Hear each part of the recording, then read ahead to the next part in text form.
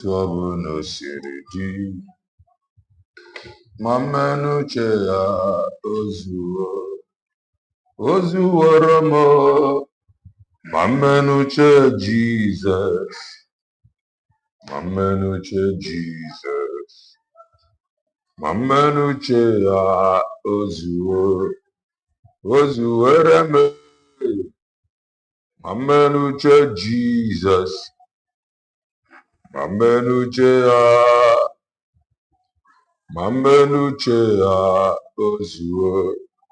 ozuweremo. Mamenuche Jesus, Mamenuche Jesus, Mamenuche Ozuworamo, Mamenuche Jesus, Mamenuche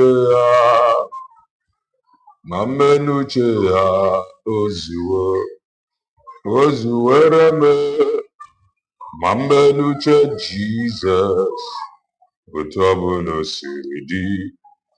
Mamenuche ozuwerenumo, mamenuche Jesus, mamenuche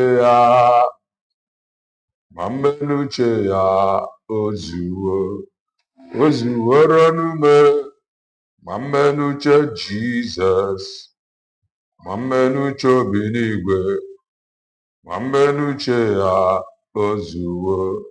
ozuwerenume, mamenuche Jesus, mamenuche Chineke, mamenuche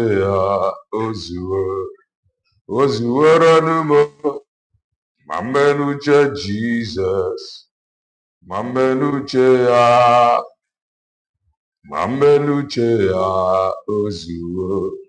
ozuwerenume, mamenuche Jesus, mamenuche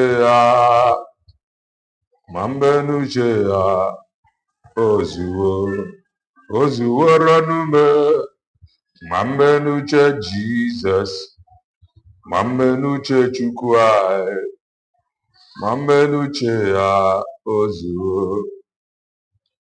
Jehovah, Oyedema, Jehovah, Dema, Dema, Jehovah, Idema mo nerimo, Jehovah, Dema, Dema, Jehovah, Kebulitus Watuba Nemarama Chinekem, Jehovah, Dema,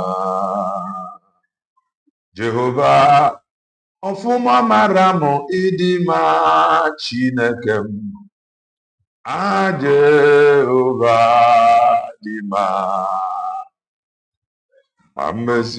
Mamezi Chineke, Mamezi Kweyoso, Mamezi Chineke, Mamezi Kweyoso, Mamezi onye wuwa, Mamezi Kweyoso, nke mere bụ na mamagama, Mamezi Kweyoso, Mamezi Chineke, Mamezi Kweyoso, Mamezi onye nwe ụwa, Mamezi Kweyoso. Agaghị m eme Chineke, agaghị m eme ya ọzọ. Ihe m mere eme bụ na mamaghị ama, ma mmezikwe ya ọzọ. Ihe m mere eme bụ na mamaghị ama, Chineke ma mmezikwe ya ọzọ. Ihe m mere eme bụ na mamaghị ama, ma mmezikwe ya ọzọ. Ma mmezi Chineke, ma mmezi ya ọzọ. Ma mmezi Chineke, ma mmezi ya ọzọ. Agaghị m eme Chineke, agaghị m emezikwe ya ọzọ. Nke m mere eme bụ na mamaghị ama, ma mmezikwe ya ọzọ. Ya Igbo bụ Igbo. Igbo Igbo birikwenio ụtụtụ ọma, ehihie ọma, mgbede ọma, depending your time zone. Anyị ya dị ka echi, maka na echi adịghị agwụ agwụ ka anyị na-agwa ya. Ọ bụrụ na isonyewo, what are you waiting for? Click the like button, subscribe, comment, share. Ife anyị na-ekwu na nke ikpeazụ oye ele oye.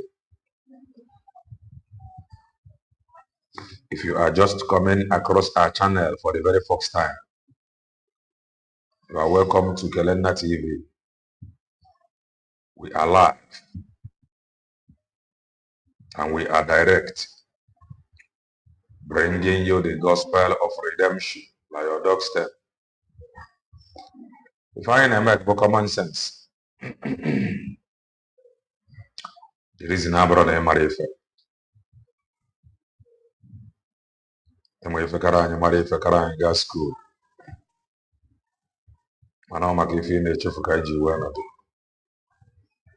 I just want to make common sense as always. I was mala emma. Ndị fọma na-adị mma. I was mala emma, men and women of good will.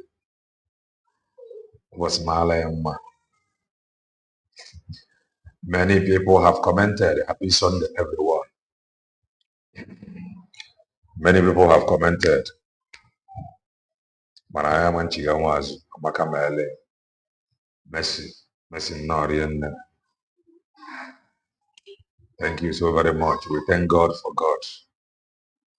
There is, but we must give all thanks and praise. There is a chokike on your premi hanina. Nimi Fenina Gabiga Nimo or the Inina. Try and appreciate God. Try and appreciate God. Try and appreciate God. The Bible said something that not of he that willeth, neither of he that runneth, but is of God that showeth mercy.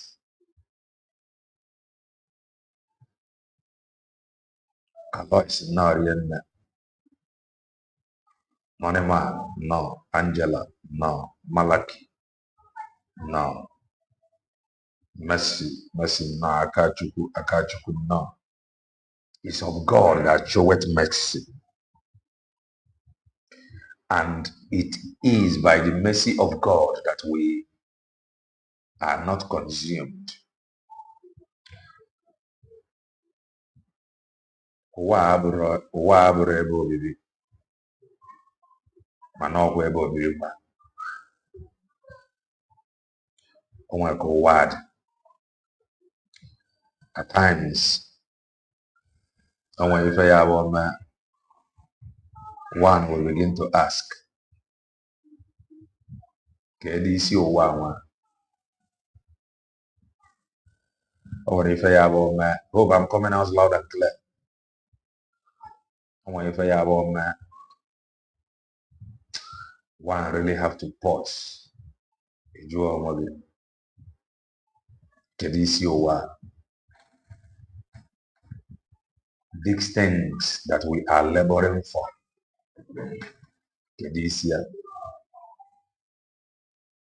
These people nọ n'ọchịchị, do they think the same way we think at times? Because I think if they do, what happened to that makes them human? If they do, one may ask, what happened to that made them human? What happened to it? Where did he go to? Where did it travel to? Why are we this heartless? Why are we like this? What if I don't know what? Whatever something I need to know what. This how many years in money you know what? That's an I need to make this life easier for us. But something difficult. Victoria Norian, Oliver Norian, political brouhaha Norian, Victoria no. But very fine need it. Kowa game we see talking on top. We have if did this for difficulty, these things but very fair. Kowa talking on top before. When I join his or ancestors. And what if I don't know what? Nothing. I'm not on your warning and for again. So why would it be very difficult? At least to do that, they can actually do it for us to be happy. Why? And what if I don't know what? What if I did? As I am now, no manners, no manners. So, and they did not enjoy anything as an info with a government produce. Okay, if I got Chifa, that they were born in this darkness and Mokwana this very darkness.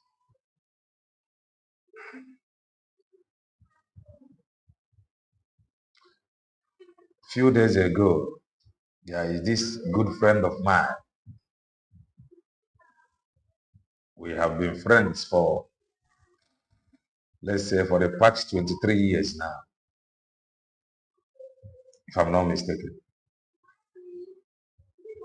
And let's say for the past 18 years or for the past 20 years, but we do talk. We maintain that contact based on each and okay.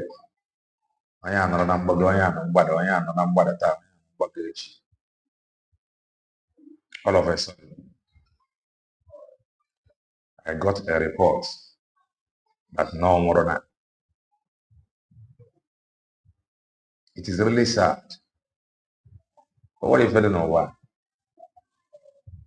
Why are we being wicked to one another? Why some of us in the world so mean to one another? Especially in the natural. Huh? And as in the natural, and as in the neighborhood, if you talk through, you will be threatened. If you are not threatened, if you're the person, then if you talk truth, Apotage as somebody in a position where God. It is really sad. But we must continue. You are welcome once again. If you are yet to touch the like button, kindly do that. There is something I want us to look. I want even talk. So let's talk about it together. Like I said, I am only here to highlight to you the truth. And when I highlight the truth to you, it is now up to you to see it and maybe reason with me. If I never have a final, You gotta go.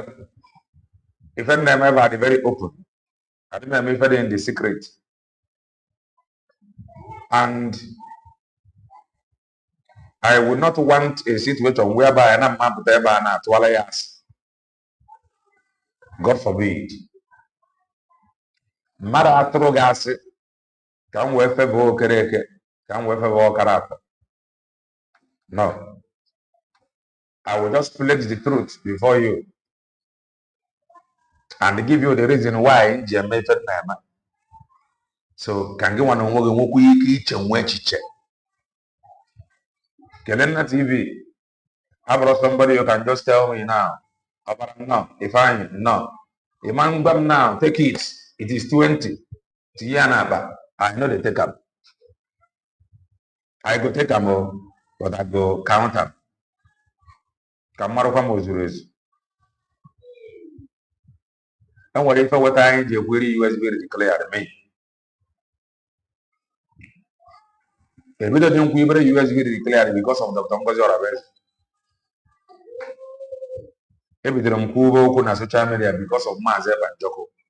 Akonya with them no, ambassador no. A bit of them Kubo kuna social media because of USB or because of Dr. Ngozi Rabes. Maybe they don't Kubo because of Mazep and Joko. Maybe they don't Kubo because of the truth. So I cannot imagine myself able to here today now to come and lie to you. Is your grown now for almost 3 years or 4 years now. However, now I can't have why? Why would I lie to you? And I do say it here that my own anointing is driven from truth. Is driven from truth. And there is this program we do Guyana where home first aid program I told you about my map no but a whole lot the nisi work a whole lot the nisi work all it is you gotta go. So at times I forget. At times I don't know a whole lot the nisi. It is not easy. It is not easy. A whole lot in this year. But we will try. If not for any other thing, I can bring out some other people's health tips and we talk about it. We open the studio, we talk. Money now, Kevin no, Stephen no. On Mars Kai platform, I saw the gangsters with their new found lawyer. We will talk about it now, very, very soon. However, I cannot imagine myself able to hear any was just go where you create heaven forbid. Heaven forbid.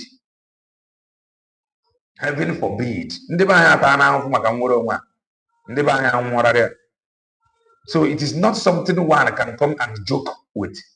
That is the truth. What if as a chukuno you Kevin Dalo?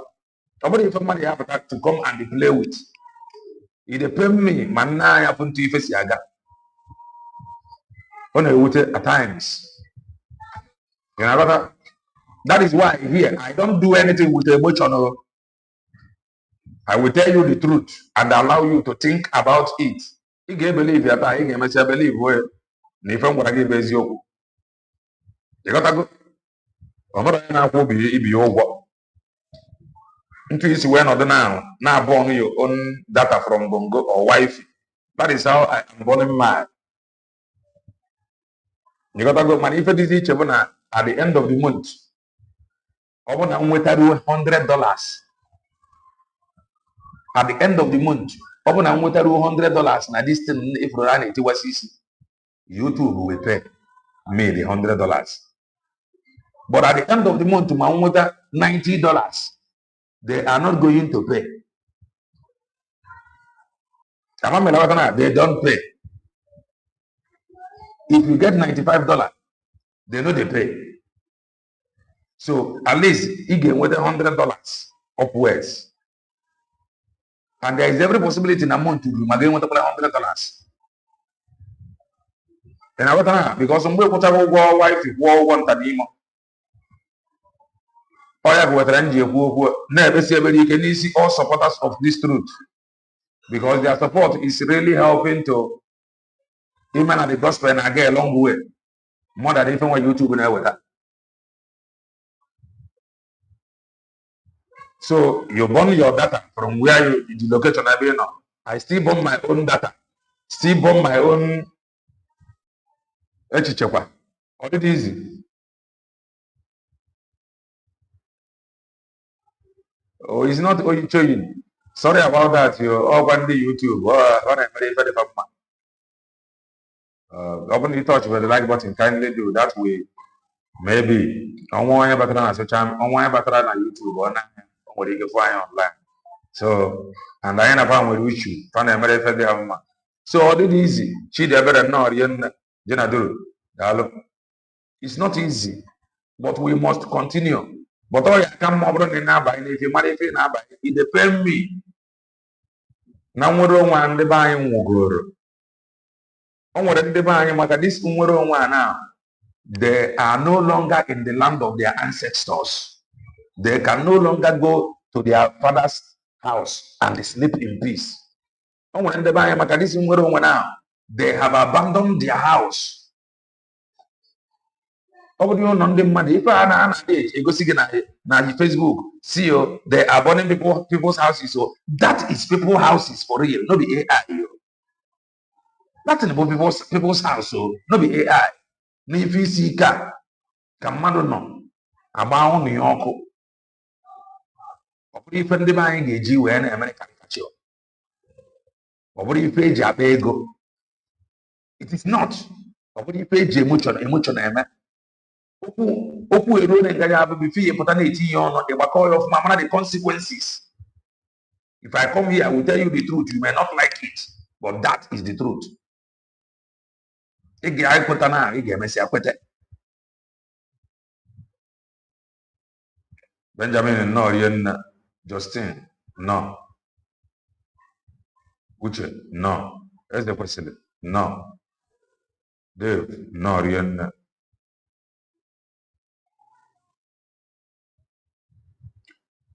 Demon no. HS no, Rienna. Amaka Mele. So ọ na-ewute na ị na-anya kwa ihe ndebe anyị na-agabiga ife ike na-eme families. Akwa arịrị families na-akwa. Ude families na-asụ banyere nnwere onwe a. Ifuzie ndebe anyị jiditin na-emere caricature. It depend. Mana ọ dịgo ka ọ ya dị. Ya ka anyị ji ayọ Chukwu nna ya gbatara anyị kwesịrị enyemaka. Umao, no. Obinna, no. I love the fact that when you follow fundraising USB declared, you will agree with me na ndị be anyị na support USB declared with obi ọcha. Ndị be anyị na support USB declared with obi ọcha. Ndị be anyị want this nwere onwe. Like say tomorrow no day. Even Maazị Nnamdi Kanu, o wutegidere ya to the point even o jiri ọnụ ya wee gwuo na ya ka fọrọ 15 men. That is how painful. That is how eager ọ chọrọ nwere onwe. O wutegidere ya sị na ya 400 men, as little as 100 men that is ready, that he is going to march. Such word is not to be taken for granted. It is coming from the place of pain. It is coming from the place of helplessness. That is the truth. Such word is not just where that word came from the place of pain. Nehaka for 15 men. It is really painful. Onye ndu 15 men of Peace no, you wouldn't know. Onye ndu or second half 100 men that he will march. If you are doing what can 100 men do? But for you to see how eager he want this thing. That's if some people play. That's if some people propaganda. And that also play no on social media. That's NC, no. Playing KGAT with our people's properties. Playing KG playing KGAT with Indo the buy and knowing fully well how fragile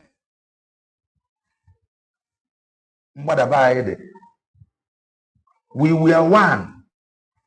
They noticed that in Arab way that we can move mountain. They stylishly came in and succeeded in dividing us.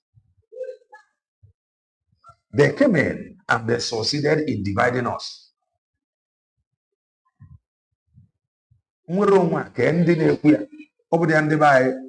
How about other people? Therefore, to make sure that we are carrying them along. Because I tell you, added easy. Ya ka o ji wee dị mma that o kwesịrị ka efee ya efe. Ọ ya wetara iruo na be ndị edoziri, iruo na ndị doziri befe edozi. That is, you can just always thank you, Jesus, that I am now here. More than if you na their land, you will praise and thank God that finally you are here. Edoziri ebe ahụ edozi. More than with a visa traveling there, you will pray and thank God that you finally you are living in a better system, to better system. Nwere onwe be anyị ke ndị isi wee chọọ ya ka eke ife iri oge si ga-abịa kedu effort a na-eme nwere onwe a bụ anyị na ndị Niger Delta nwekọrọ ya ọnụ up till now fe ekwetego na anyị na fa nwekọrọ ya ọnụ up till now fe ekwetego na anyị na fa ga-anọnwu nnọọ. When you take out your time, look at how things is going. A matter of some people just don't know what as business. Now make we just do and whereby already now crazy about quarter.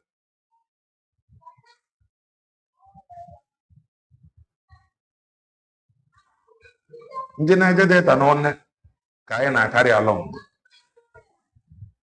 I conduct on a referendum, yes. How many of them believe that this referendum? Therefore, I am to make sure that we carry them along. No. It is well. We must continue. I am going to rely on one night working again.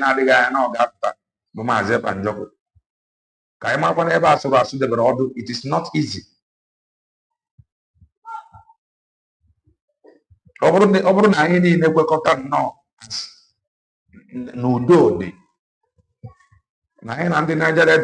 can actually negotiate this thing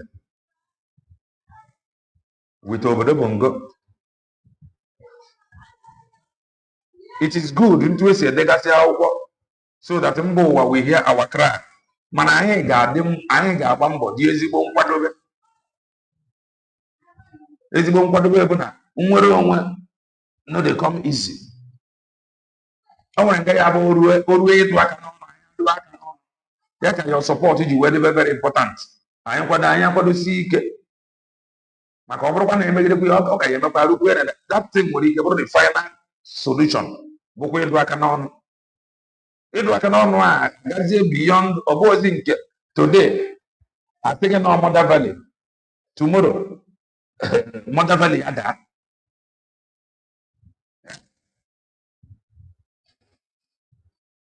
So these things, it was the guy as you got your. I think no Mother Valley, but fine. Within this thing, Mother Valley in Yada, what are we doing? Huh? So, more than is to be worshipped. Man, I ain't got one Look at Eggman and Indy Otufa running around. This one will tell you that this one is international attorney. The man will tell you that he is envoy. I don't think can get well. Can you get well international attorney? Can you get well envoy? Yeah? All these things just to prevent it. Can we get without considering the pain? What are we doing?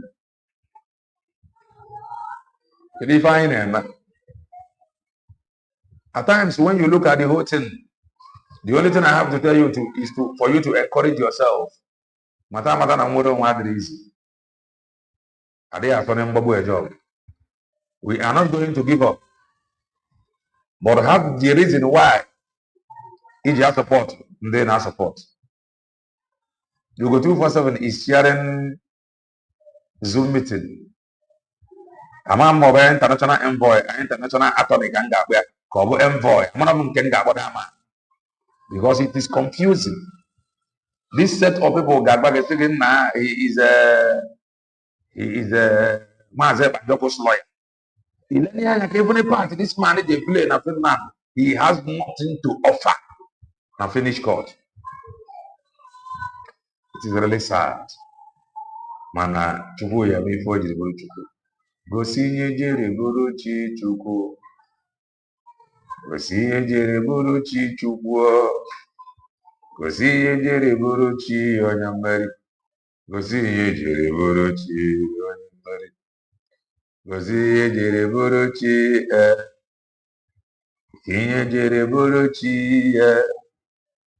ihe jere bụrụ chi ihe jere bụrụ chi onye mmeri. So I thank God for USB declared. At least some hours ago, I have for Ndebai support Ndebai, their massive support. God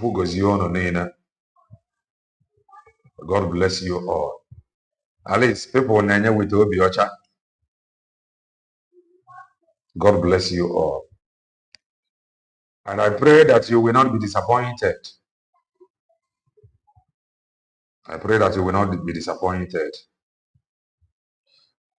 Abraham joy, just support USB declared. That joy will continue to increase. May your joy increase. May your joy increase. May your joy increase. May your joy increase. All supporters of USB declared. May your joy increase. May your joy increase. However he want to do this thing, let him come and do it. Easy, man, or easy.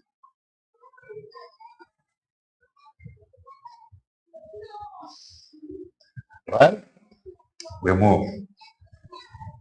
Yes. Let us now. If I go, okay, you couldn't get it. If I have to talk into us, well or not, Zanwa His Excellency. If I have to talk into us, well or not, black and not yen, or you could not. Into us, well or not, Zah His Excellency. If I even have to talk. Manon would end by a deceive, bro. Just for him to answer this, His Excellency. No more going to buy Arafu. Fara for informer, maybe father informer. No more going to buy. Can we increase that His Excellency? And one day are now Brgie final. Today, many of them disappointed. Many of them now found out that they have been lied to. Just for him to answer this, His Excellency. Ekweta na speak with Mazep and Doko. Ekweta na Mazep and Doko sued Dr. Ngozi Orabeze. Ekweta that they are in charge of everything. equator that they are in charge of men on ground. Everything today is foul. Just to answer His Excellency, they deceive some men on ground.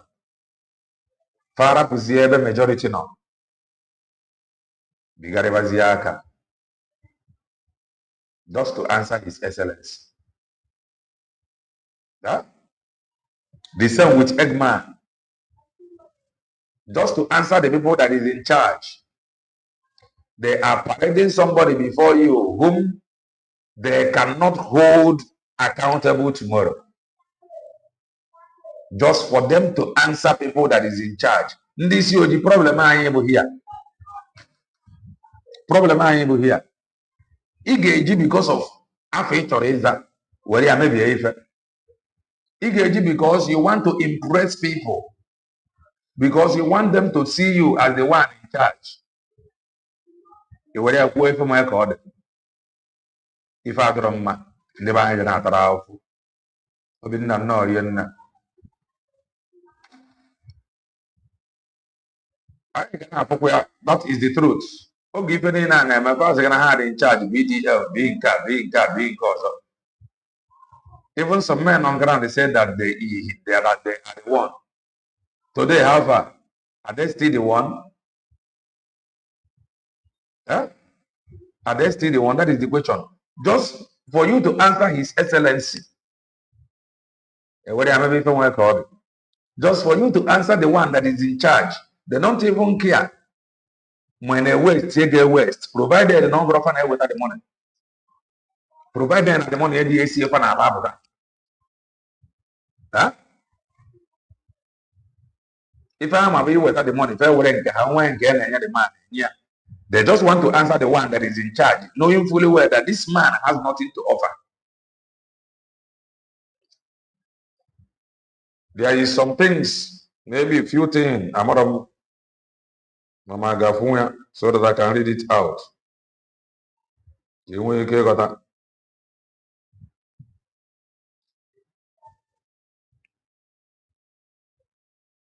If I am aware of all these things,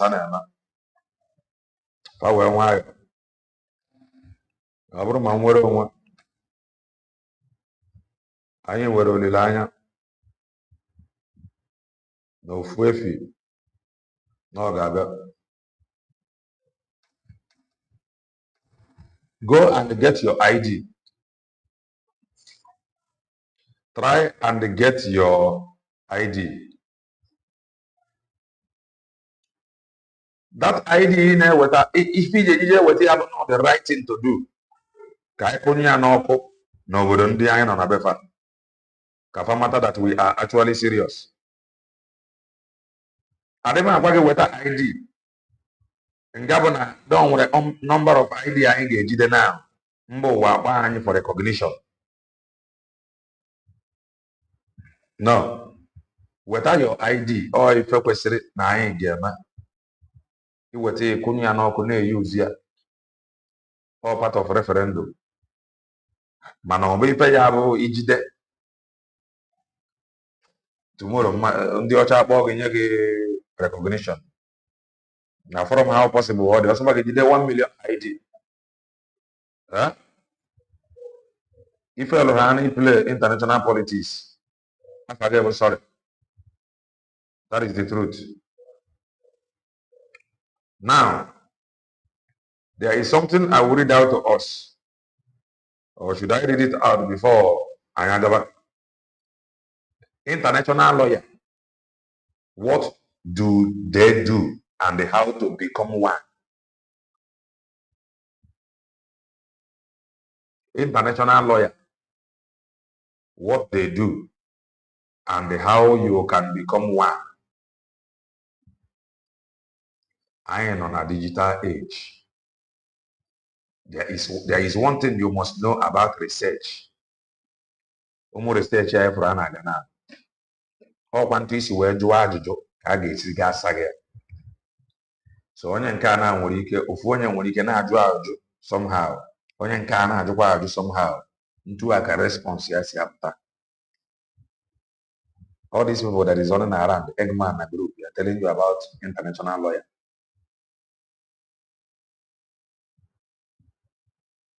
This man cannot do anything. Na Finland. Here is the man. But before we continue, this man introduced himself to be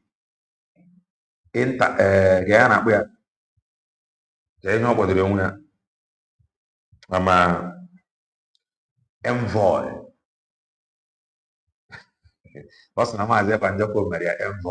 Some of these things is really laughable. that is the truth. Some of these things is really laughable. It is really, really, really laughable.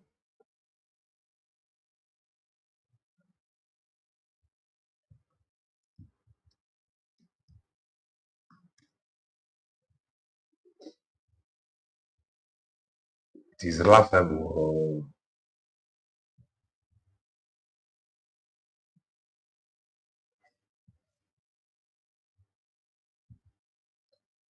It is really, really laughable. Envoy. Anyị amaghị ebe anyị na-lụbagoro ọgụ. Onye a jiri need iji represent anyị. Mana ife a abụrụ side m na-aga. Mana let me read this thing out before anyị agaba. International lawyer, what do they do and how to become one?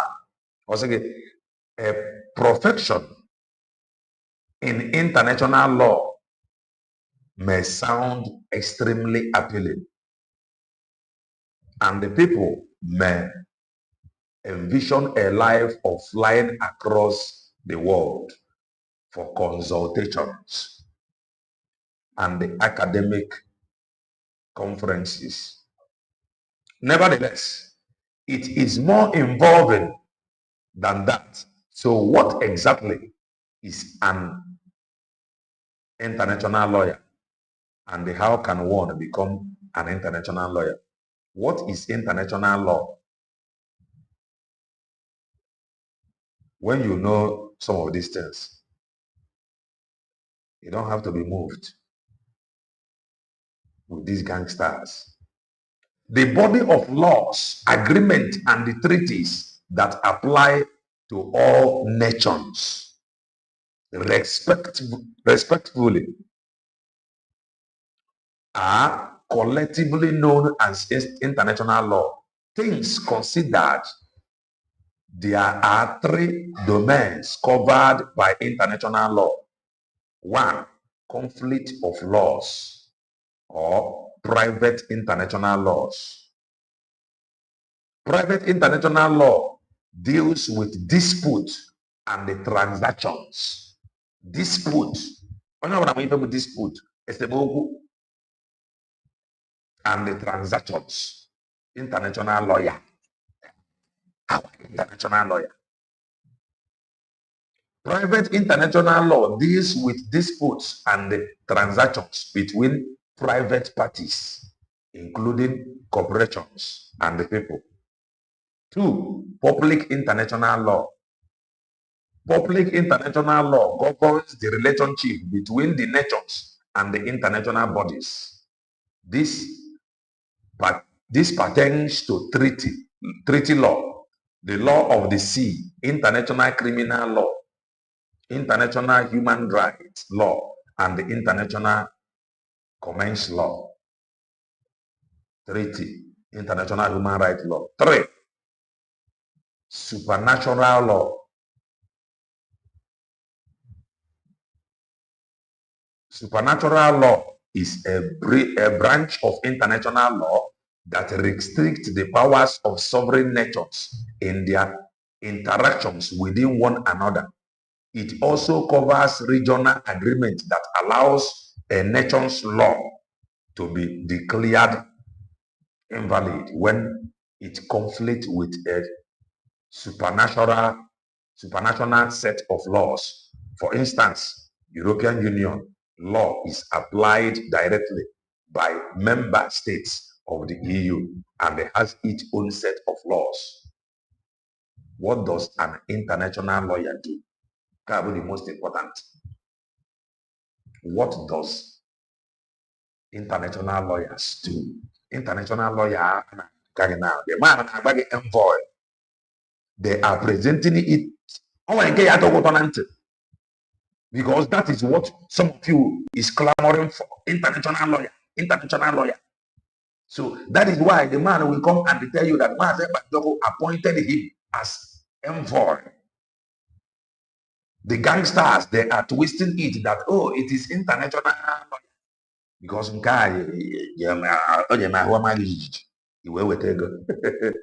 what does an international lawyer do?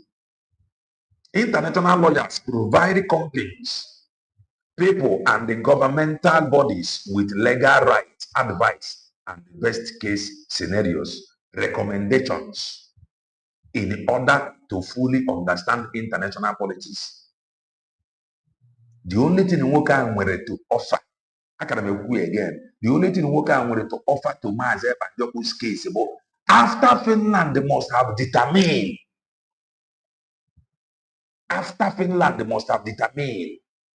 akọwara ya after court proceedings. They say na Mazen Banjoko gara court tomorrow. He is appearing in court tomorrow based on Finland law. And this man do not know Finland law. So Ndema Finland law will appear in court tomorrow, for example, with Mazen Banjoko's lawyers. And he will be tried with Finland law. And his Finnish lawyers, they are not there. So, that is after the judgment of the day court to a close. Then, with this man on phone. The man some things.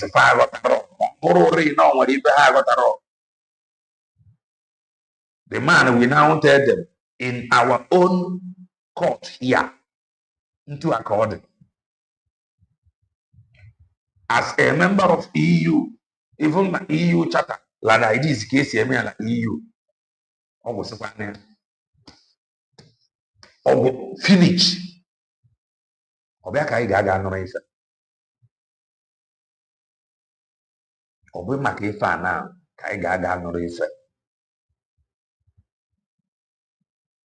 The man is taking name appoint as envoy. On your car, second international lawyer. Let us go and listen. But in the mind, we must fear God and you must be determined. Now. On connection on village. Make sure you call attention of USB declared to the connection. On where arrow ima. A patra for the arrow. Ufuanya de amasi feni na amasi. Give them the advice. Fage we ata fage we say where tomorrow. Onwe ndị ọdịka mmadụ ịma na homeland some ndị side ya bi n'ọnụ mmiri site na fab Niger Delta. Onwe strong contact or connection ị nwere dia ndị dị interested. Ịkọwara fa gwafa the reason nwere onwe ji wee bụrụ final. Fa kwete na fa chọrọ ikwu with ndị nọ n'ọrụ na champion ya na. You link them up with USB declared. We need this. We need to talk. We need to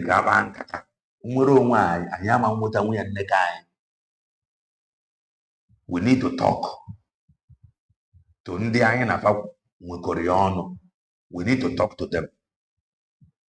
Mazen Nandekano said something. That he was offered 5 eastern states. He refused. According to him, this was his words. He didn't go with why you were Simba. According to him, oh, don't come and say, I think some of you are not here. No, Mazen Nandekano.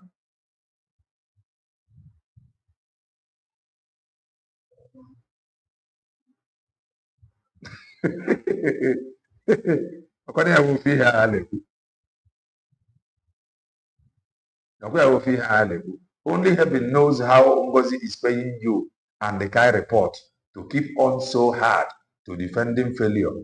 When Ngozi is a failure, you that is not a failure, can you come and try? Very simple. As the Levinos, you are not a failure. At least you have learned some lessons from the failure of Dr. Ngozi Orabezi. That is to say, if you want to lead now, you cannot fail like her, according to you. If she is a failure, why can't you come and lead so that you can implement in those areas she failed? We will follow you. Very simple. Look at an idea now, but I'm not final. Can you come into the studio? Come and tell us the name of your group. Let us see how you want to implement in those areas you have failed. We will follow you.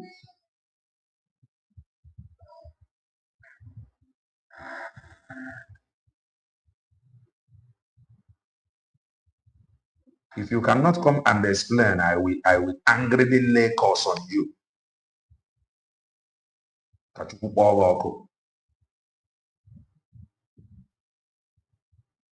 If she is a failure, can you come and lead so that you can implement those things she failed to do? These gangsters deceived men on ground, and you are not saying anything. They made men on ground to believe that they are the right track. And the men on ground fall for it. Father woefully. Do you think that many of them, Nahaman, I regret here now?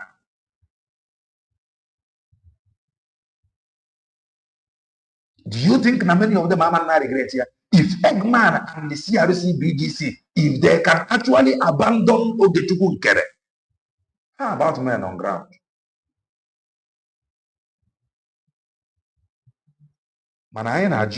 So when we were asking questions, none of you were there to ask questions. We were asking. Nobody said anything. They were deceived. Kelena TV was threatened in the freedom fighters. Me that have never had any problem with anybody, apart some of you that is claiming to be freedom fighter. If you, I had yoga, it turn at this divide, you know, the divide in social media, no man affect. No. Today, finally, it has happened. You are still talking about money. When they deceive, they deceive. Because of your sabotage and deceive men on ground. Many of them are general amnesty. I want to, at times I leave them so that I can actually talk to them. Because if I continue to leave so many of them, it will look as if now also some men on ground have taken amnesty because of sabotage, because of lies and deceit. Some of them that was not ready for amnesty, many have taken amnesty. Amnesty. Because nobody, ready to give you 1 naira. You can fly from now to Jericho. That is your business. Those that is with you has really declared.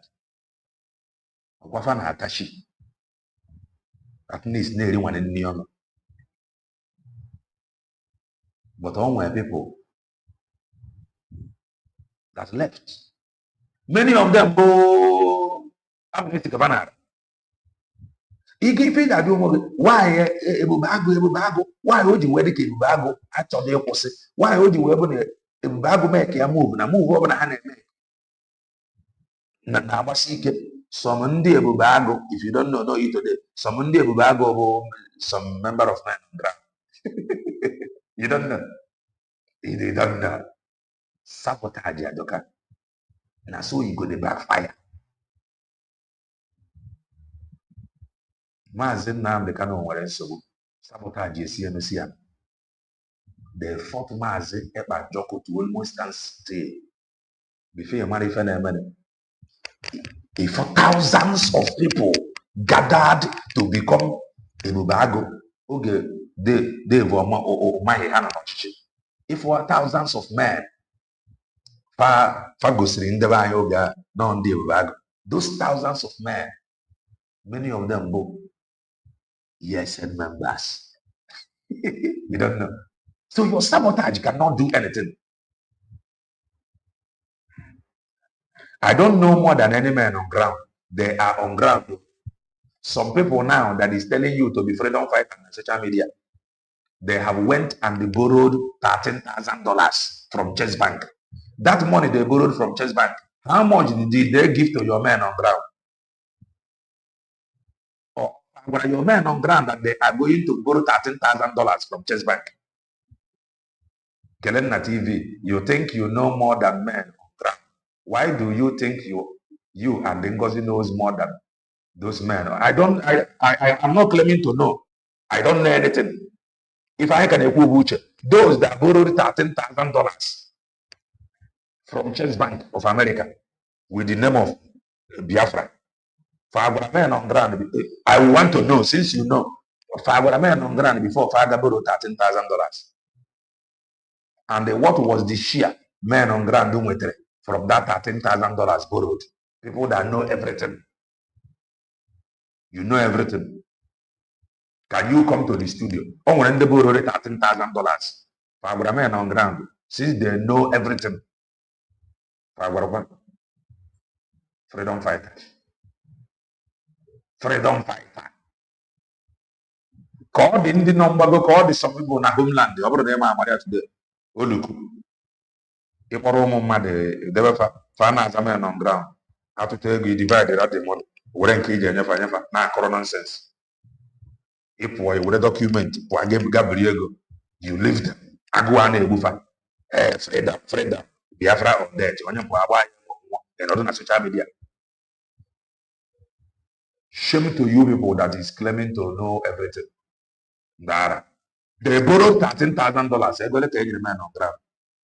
Maybe I'm waiting. No, let me hear. Why no many of you since Dr. Ngozi Oraveze exposed this almost $13,000 that was borrowed from Chase Bank? Why none of you have countered it? Why none of you have countered it?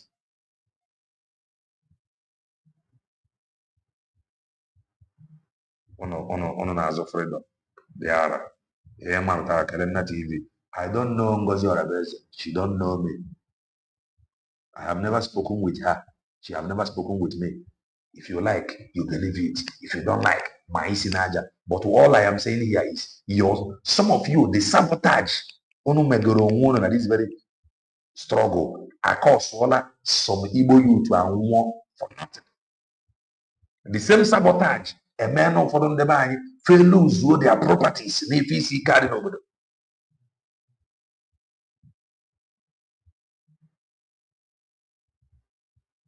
Kai would any ambahana as a man on ground. Kai would any amba.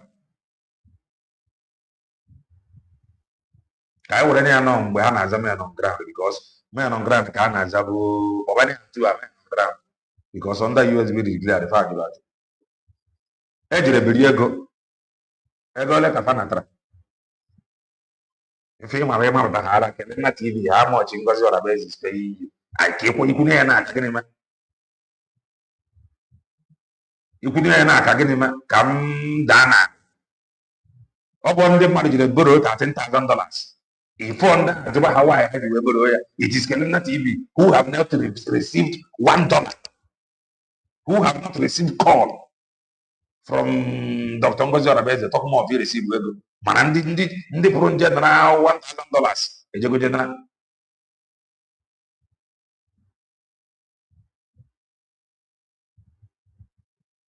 Oga, I'm here in America. Men on ground or one cannot have access to the you know, they are in America. Those that borrowed money. If you Google in America, about in as of freedom. They are. The truth is that they are sabotage across all life of Igbo youths. They have deceived many Igbo youths. He believe Wokuasi. I am telling you, the only thing ị ga-eme bụ weta your ID dị njikere mụrụ anya o mere onye ma mgbe nwere onwe na-abịa. Maazị Nnamdi Kanu gwara fa as many years ago that it is coming. They did not question him. Nobody can tell you that nwere onwe is coming tomorrow. Nobody can. The only thing you have to do bụ ị ga-amụrụ anya na-enye your support. Enwere ike last ọ bụrụ ịdụ aka n'ọnụ ga-abụ the final, mana na-egekwa ntị ịdụ aka n'ọnụ ọbụla ga-apụta ga-abụ the final, a ga-abịa ya akpa. It will be well discussed. Do you know why? Maka na nwere ndị anyị na-afapụrụ wee nwere onwe anyị ga-amarịrị how to do esi ya akpa nkata with them. Ngaji abụfa kwechiri side fa, anyị ekwechiri side anyị.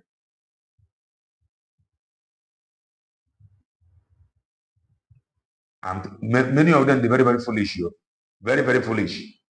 I am telling you, some of them are very foolish. So I'm not a man who don't want to. If I'm gonna get with it, do I cannot know? Oh, Mako, if I'm an organ, Messi, I'm there with radio book decentralization. Many of them are Baba. Decentralization, I have for Abraham Babu final. The 40 states are doing viable, they're very strong.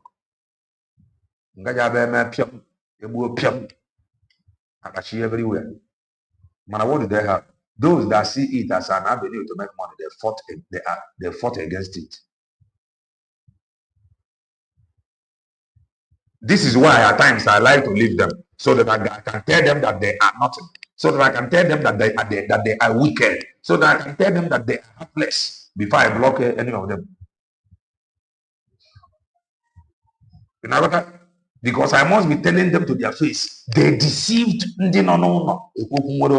Biafra Liberation Army.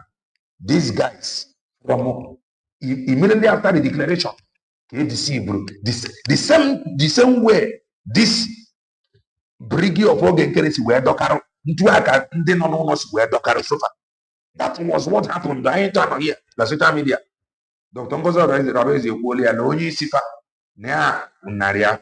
I'll call the declaration. Yes, and the area. Now, one side. We are in charge. We are in charge. I finished speaking with Obatobi. I finished doing this.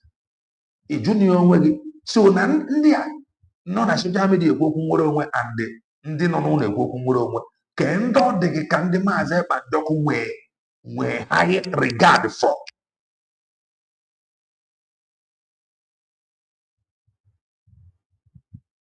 Don't mind him. TV, but I hear my Dr. Ngozo Rabezi.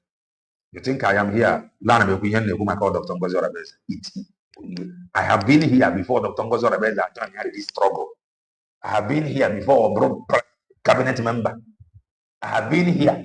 So if you think this is how they talk, oh, how much Berima paid you, Berima now, but somebody when they go this very struggle, they got Berima.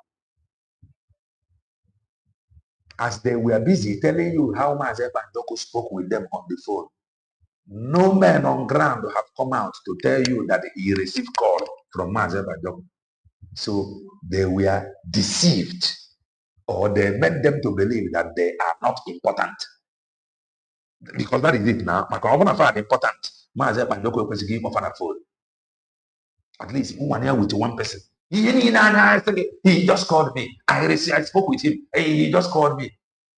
Ndị niile nọ n'ụlọ ọ bụ onye pụtara na esi gị na anyị na-enye ekwu onye n'igwe. Ndị niile nọ n'ụlọ ekwu okwu nwere onwe.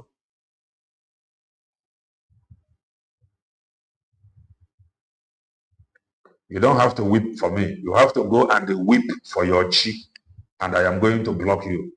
Weep for your chi. I cannot support your lies and deceit. You know what? Me cannot support your lies and deceit.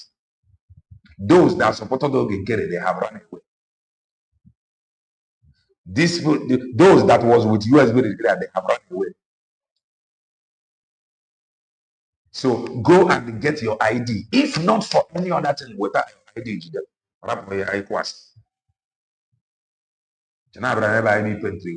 I will just tell you how I want you to listen. Also, Maazị Kelenna, Dr. Ngozi Rabezi even held meeting with so-called men on the ground. but they were deceived. Dr. Ngozi Orabenze kwuru oge ahụ ife a bụ sabotage ifuru anyị na-ekwu ihe a o kwuru ya na fa nwere meeting ọka nwere any of them pụtara gbaga ya agbaga. She said it that she sent document. Only of them put on social media. Only of them access to social media. Send a document also not send the it's fake.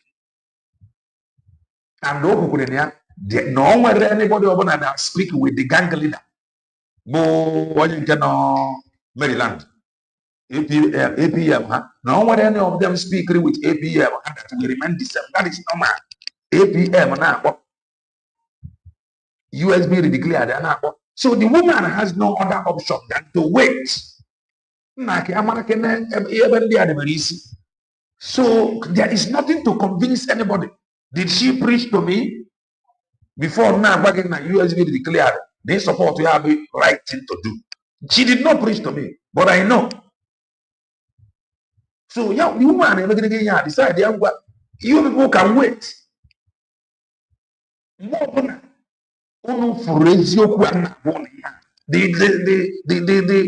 room is open. So we go make it ABM from ABM on over here. On it, I speak with the Maza Banjoko suit Dr. Ngozi Orabenze. The document of registration. Something. Everybody were here. Nobody condemned him. Nobody condemned it. Why would anybody do that? For the fact that small money now. Until he succeeded in becoming the PM today. Many people until he become today the PM. Now you can now see, just like Eggman, when he was busy collecting money, everything was good. Immediately the money was ready, Eggman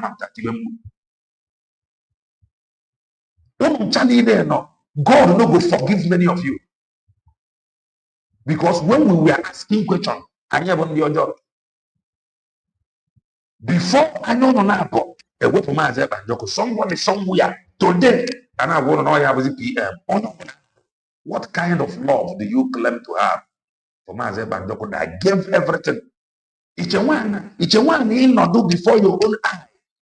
In order to know this sabotage I got, need for myself and Joko lebod for.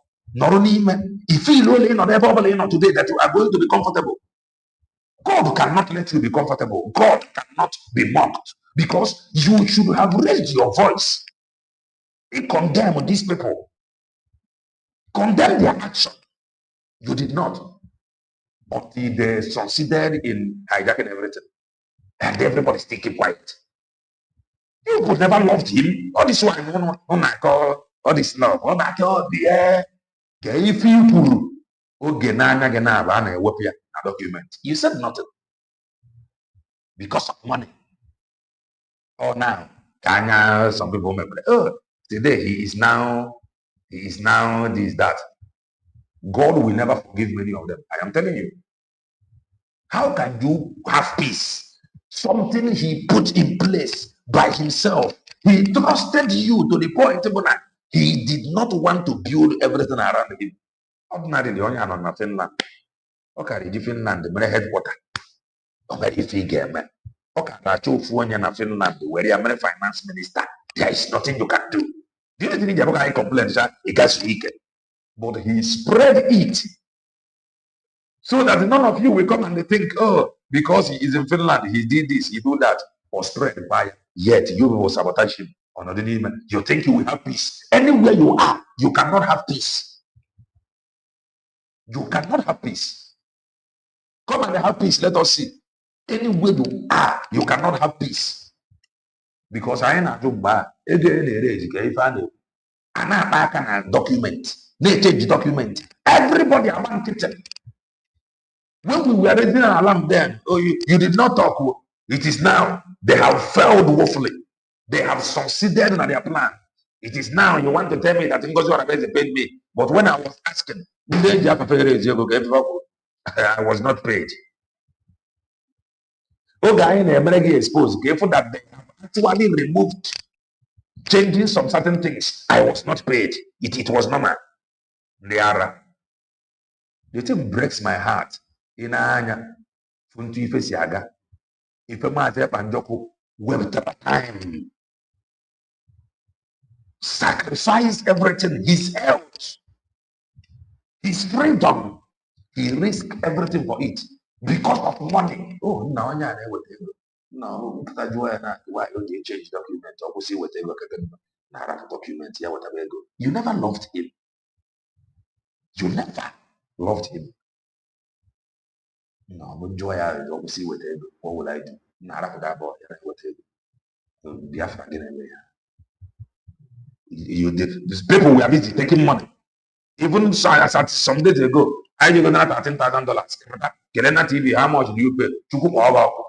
Idiot. How come my own time to I go talk to you and they leave you with pain and block why the other. You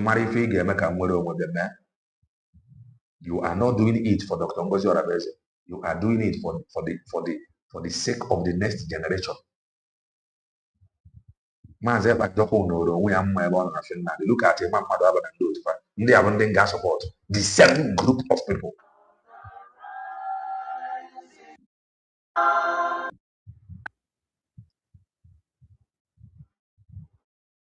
If we see there as a freedom, there as a freedom. How many of them are here with their origin, that is with their name? Kabu Shioma, Kabu Mwadobe, Kabu Bryson Okoma, Onya Manamanka, Obezio, Bryson Okoma, Onyan Kana Adia, Desi Chioma Okoma, or dear Desi Okoma, or just there Shioma, Amaniamon, and Magic Agarema, no Hana. And this Bryson Okoma, you must observe and watch his body language. More than this man with the real. More than this man with the real, watch his body language. The man is not comfortable because young about the brain behind the the man on your chapter second Namaze and Joko Maria envoy or whatever international lawyer. Call where talk with Atlantic, watch his body language. More than that man, they will never know peace. They never loved him. He loved them and he set up many things. Agabado Huenaga. Open no Nandia, wrong way for to be deceived. No. Open a wrong for to be deceived. By now, some things are not there. That is the truth. By now, this was how they allowed themselves to be deceived after KG Mazin because many of them have organ amnesty. If not that they allow themselves to be used by now, the only thing you get after some things you become stronger, you become more enlightened. It matter if a guy ordinary people are suffering.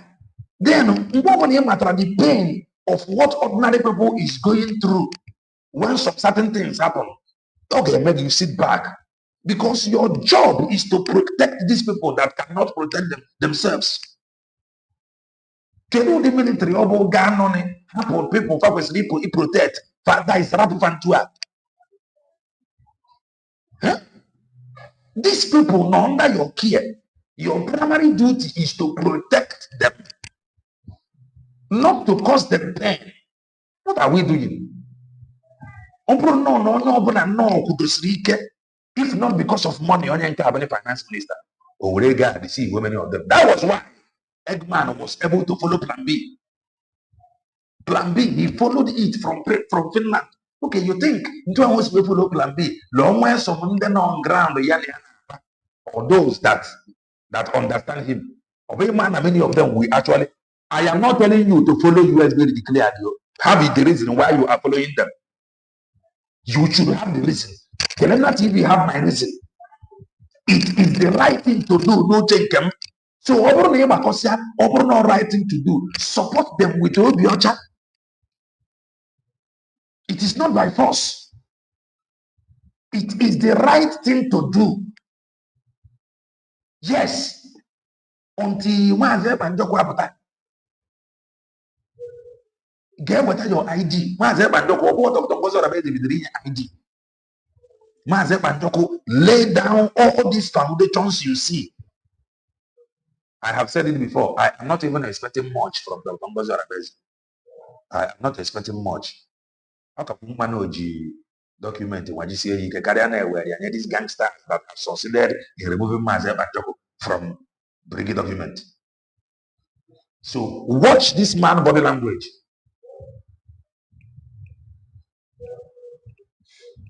Kelena, the preacher of lies. Alaska. This is how evil they are.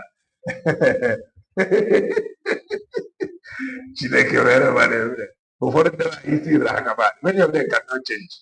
They can never. They can never. They can never. What is it like? Can change. He will prefer to listen to white woman. White woman. No one they bought. Mano Ghana, Finland. Visit Shama Zebanjoko. At least. Okay. News. Some of you was expecting go where.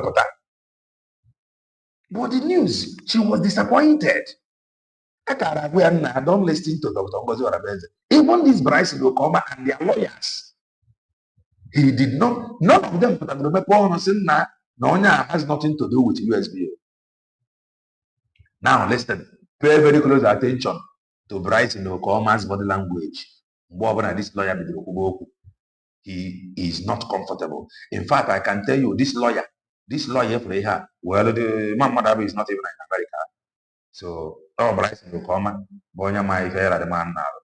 This man has nothing to offer to Biafra struggle. Namaze Banjoku's case, he has nothing to offer. Absolutely nothing to offer. Listen.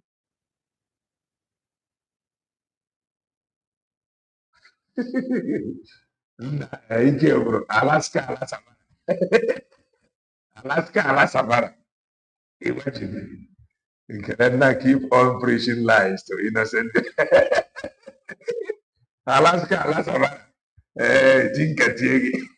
Look at them. Go and answer Chief Ike and come. I will talk to you. What is that? Alaska? Okay, this capital city was Alaska. Alaska. White painted hair woman. May the souls of all our heroes past continue to rest on, while those of us that are alive will continue to do the needful, just like we are gathered here to do, to ensure that the prize for freedom. This is under plan B. Eggman is a plan B somebody. They are shameless. They cannot say, nah, I am sorry, I cannot do this again. Nah, I can't imagine myself. If I say white, I say red. No, they cannot. Tomorrow, for you to know how shameless they are, if they have problem like this Crc Bgc Brgie, they will still divide this Crc Bgc Brgie now. They may answer only Crc, or they may answer only Brgie. That is how shameless they are.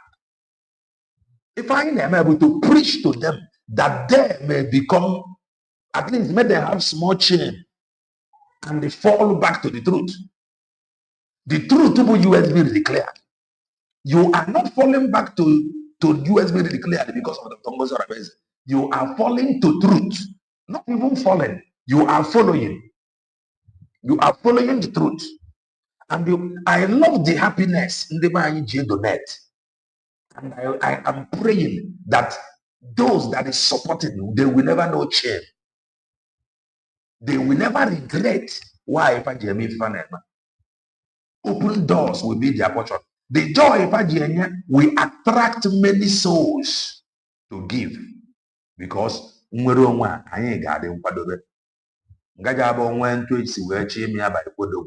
anyị akwadosi ike 40 steeti ọbụla anyị kwadosi ike by 40 steeti ịchụpụ obodo bongo dị very very easy.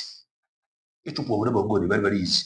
40 steeti kwadosi ike dị very very viable. Egbu always to pịam within 24 hours anyị achụ obodo bongo kwechiri na kọda. Then onwe ndị na-enebu anya recognition ọ dị ọkwa easy. Onwe ndị na-enebu anya recognition ha abịa ha na-abata udo nwane ha anya that at least they can actually fly. Anyị nwere international airport. And you international seaport. In there, I have a baby in Ayaka, where is Yabaka? I get question go where buying chaka. You get some kind of research when I know one they read.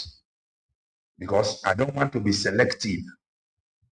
Now some things. That is why in the Ijaba truth. The land of Russia that USA bought from them. Listen to Eggman. For which they died would never be in vain. He said. BDF anthem, please. All hail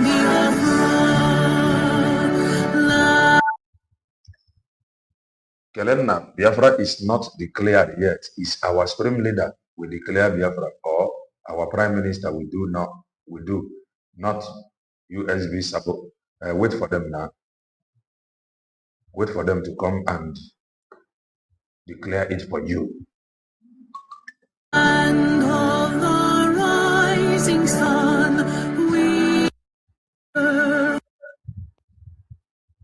and freedom fighter. Freedom fighter. Imam Madu I'm fighting for freedom.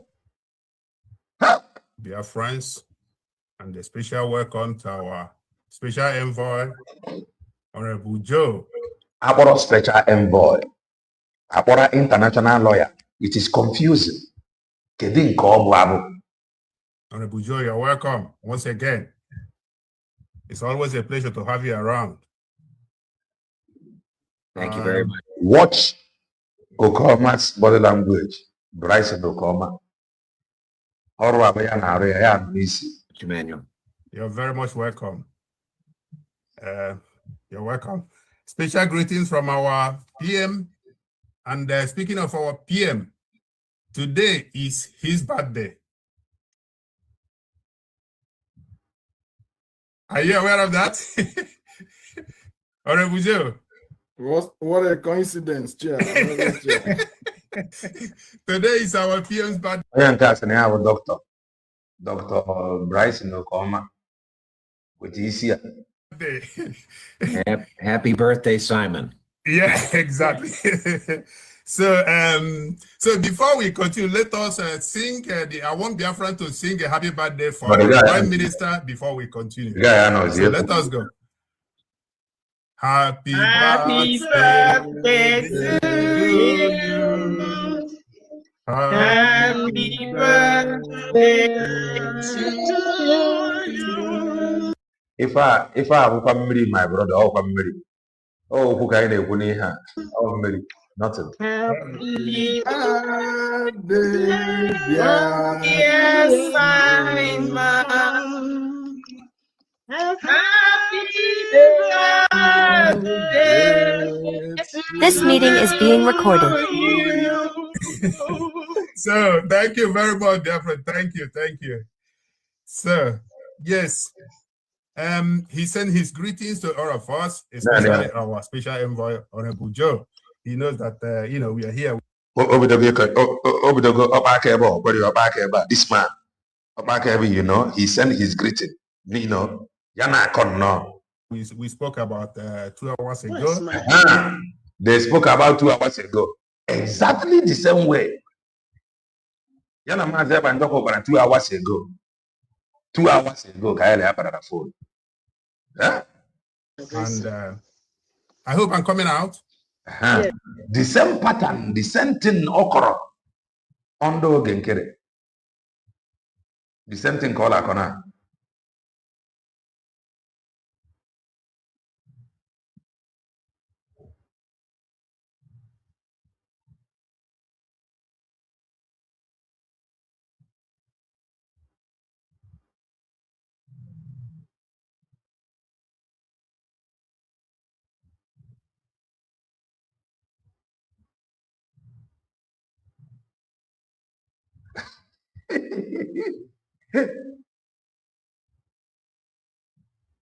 Okay, you said I am Sabo. So be it now. I am Sabo. Yes. Okay. So, welcome our special envoy. And without wasting our time, and by the way, before I continue again, a special thanks from Attorney Marianne, Honorable Joe. Honorable Attorney Marianne said that she say thanks, many thanks to you. You know, the article that you wrote, the one on the line in Iran. She read it over and over, and she's so happy. He spoke with Mazep and Joko some hours ago before. Now, the same man is sending the greeting of Mariam to their lawyer. Neke Yama with Mariam. Neke Yama with Mazep and Joko 2 hours ago. Let me take it back. Okay, no? Continue. So let us go. Happy birthday. Why and America. Why on Nasalon America? Why you very see? Why you very see? National back on America. Why is this people? Why many of them do when know the same look?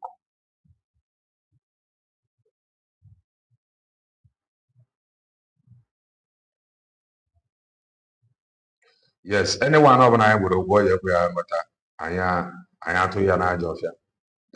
Only in count, National back on National America. Onye nke anọ nekwa obere isi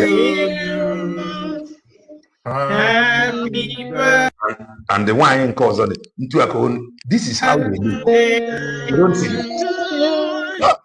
ka ọ na-achaka ịkwụ ka bụ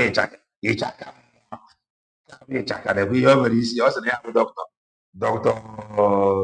dọkịta Adazayon ndị freedom nye ndị nnọọ onye inwe anyị ime mmụọ ya ama na nwere any of them no here inyere ego ị ga-anata nwụ the money. Inwe anyị ime mmụọ ọ bụ achaka ịkwụ a ka ị ga-enye ego nata ya ndị ya. Who among them ka ọ dị gị nnọọ ka ị ga-enye ego nata nwụ ya the money? Just were nna anyị ime mmụọ. Don't look at me now. Look at them. When you are looking at them, do not focus only on them. That is it. Look beyond.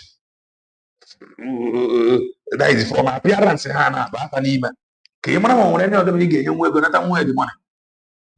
Look at them. Our egg man.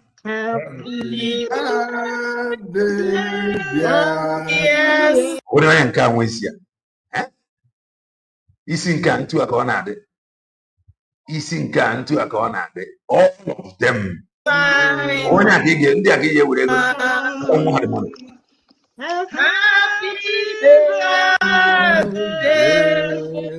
This meeting is being recorded.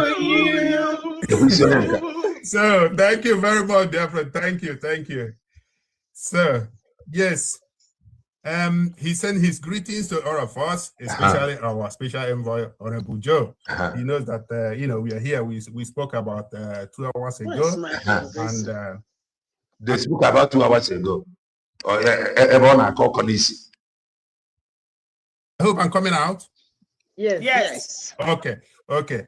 So, welcome our special envoy.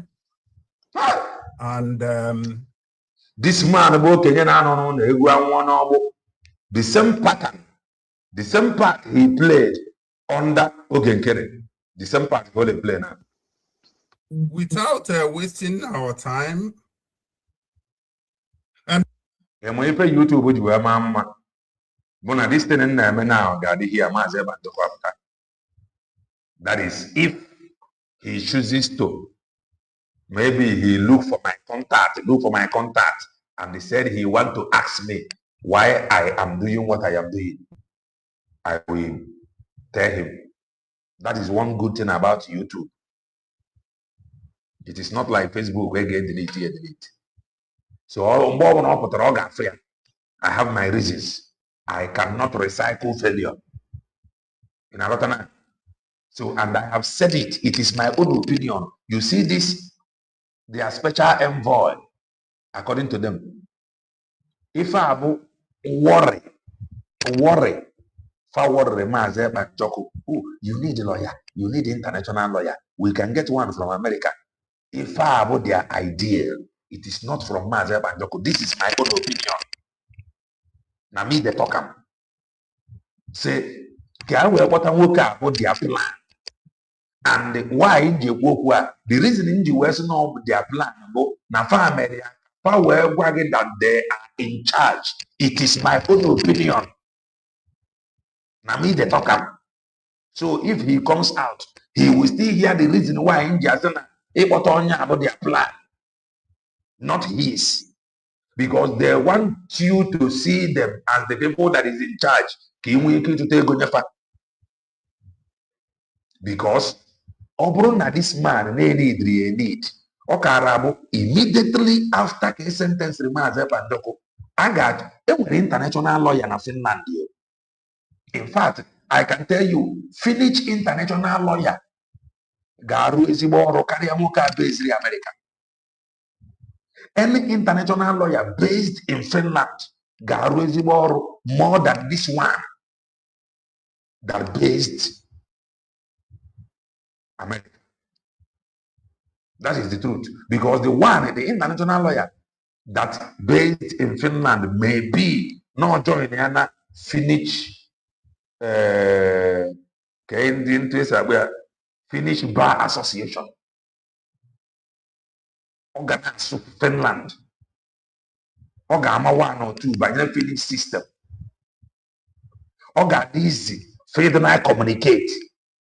So Finnish international lawyer based in Finland will do a perfect job more than Onyenka.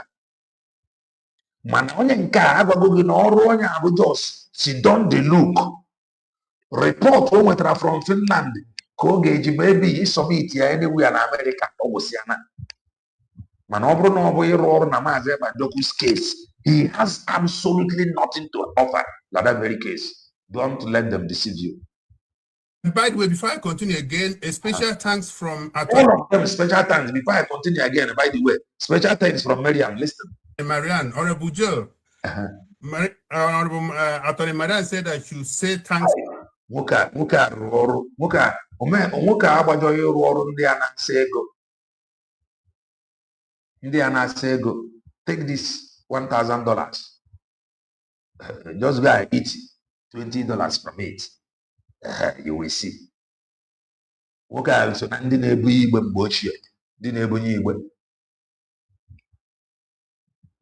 So many thanks to you. You know, the article that you wrote, the one on the line in Iran, she read it over and over, and she's so happy with this. You know, you put a lot of good stuff there. She said that you send her greetings to you as well. Honorable Joe. That is the thing now. You are very correct. Without this lawyer, they cannot be coming here. The only thing if I wanted to offer you is, I just spoke with him now 2 hours ago. I just spoke with him now. That is the only thing they have to offer. That is the only thing that makes them relevant. The only thing whatever they have to have with this lawyer, apart from this lawyer, there is nothing. Absolutely. Yeah, whatever the way you say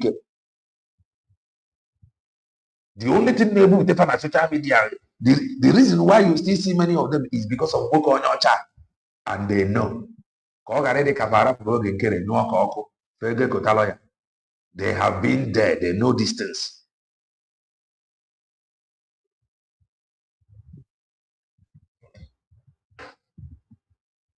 Thank you very much, Emmanuel, Chairman. And thank you, Dr. Bryson and Chioma, for your... Oh, we're very high profile somebody. Oh, we are going on. Very high profile. Excellent participation in an event 3 days ago in the U.S. Capitol, commemorating the 1-year anniversary of the massacre of Christians in Syria. And Dr. Bryson did a great job presenting comments and expressing the solidarity of the BF. Oh, Bryson Kama. Bryson Kama. We are an office here. Or document. Oh, Bryson Kama. Afghan Christians with the Christians that are being massacred in Syria. So my hat's off to Dr. Bryce. Now, freedom of Maazị Bajoko. Ala agbaghị okwu ihe America na-emere onwe ha. Christian genocide, America na-emere onwe ha. Na-ege ntị. And Chioma was also there. And I think it was a great event. And Bryson na nwunye ya nọ dị ya. Maybe it was my first effort as special envoy to introduce Dr. Bryson at that event. Ya nwakpọrọ onwe ya special envoy. Mana Bryson na onwe ya understand na this envoy ya ifuru a na-akpọ. John nwere ike ọ dịka gbana na-use international lawyer. Na ọ ga-ekwu na iweta ego, iwere ego nye ego, sorry. This is my own opinion. This man cannot do anything like KC Maazị Bajoko na Finland. He cannot.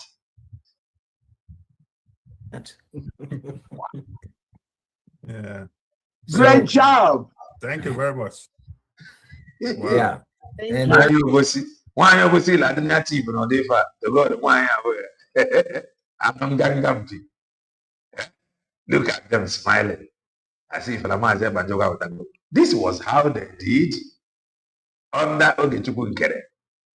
They ran and they had abandoned it. They ran. The guy man make them to run. There's a press release that I think Dr. Bryson and Chioma have after that event that describes the contributions of Dr. Bryson on behalf of the Biafra. Everybody is answering freedom fighter.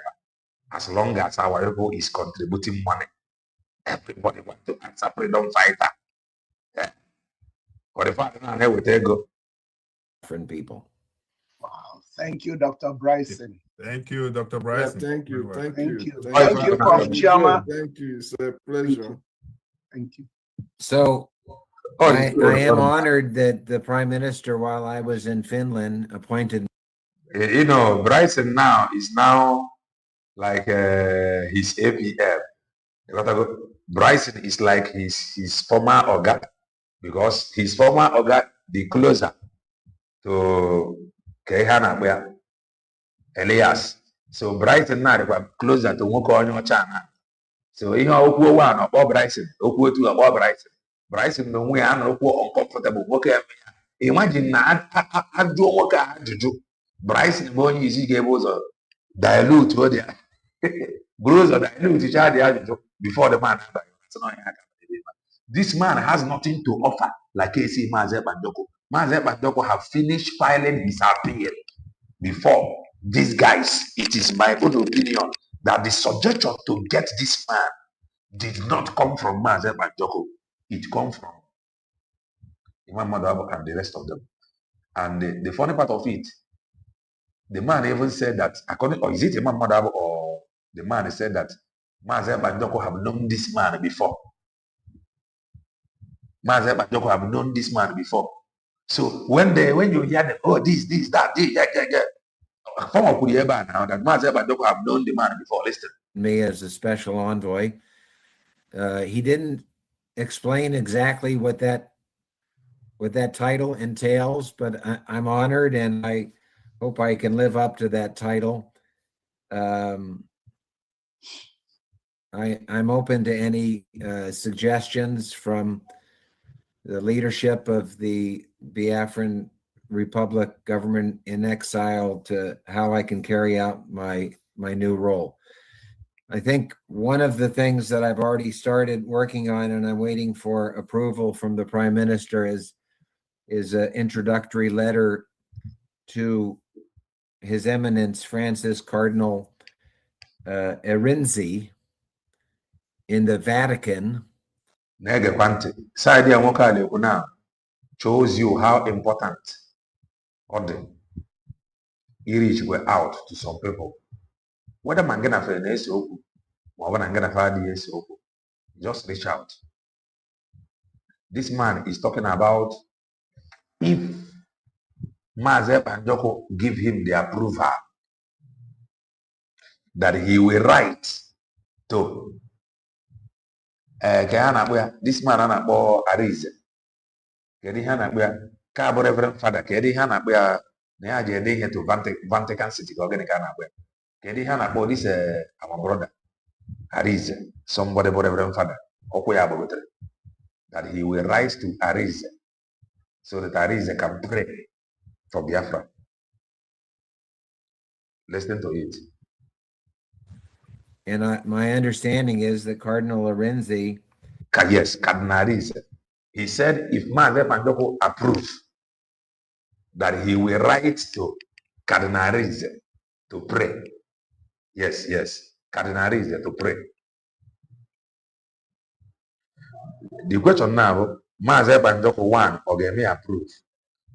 Number 2, Omegode approve. What will be the reaction of Arize? Have he been written to before now? But let's continue.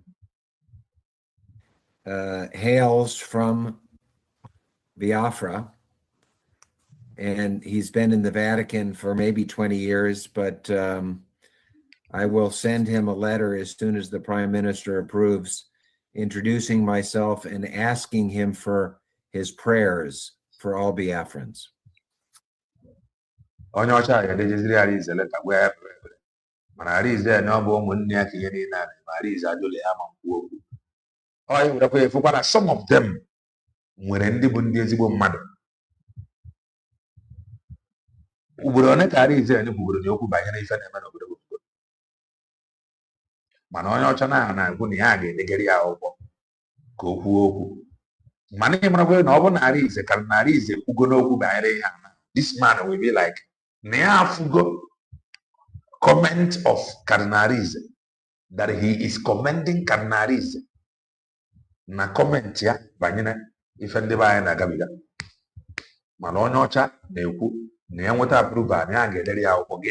Onye ọcha ya echetakwara ya, you are a cardinal na Vatican City, you have to pray for your people. Onye ọcha na we tell him pray for your people. So enwere ndị abụ ndị ezigbo mmadụ. One thing about ndị ọcha bụ na Fabia with obi umeanị ịkụzighị ife mmadụ ife ha mere some of our ancestors mgbe ahụ.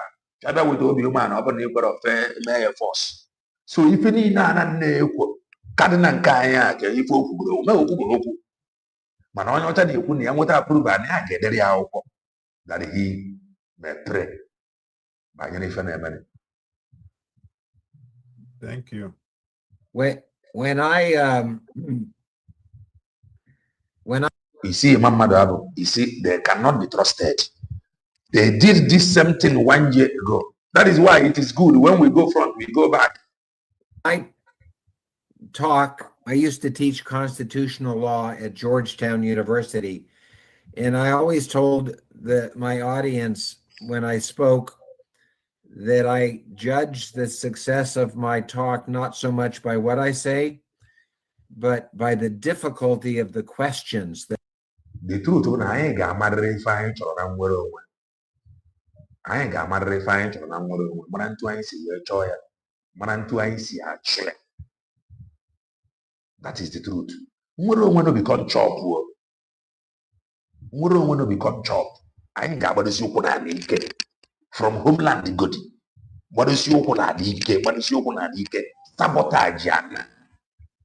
Ndị nọ na homeland fafu eziokwu okwu fakwụrụ n'eziokwu because imegidere na kwụrụ n'okwu asị mgbe ọbụla ndị asị dalụ by the side you equally fall by the side and ndị ọ na-emekarị affect very very serious bụ genuine people nọ na homeland ekwu okwu nwere onwe bụ ndị ọ na-eme affect very very well.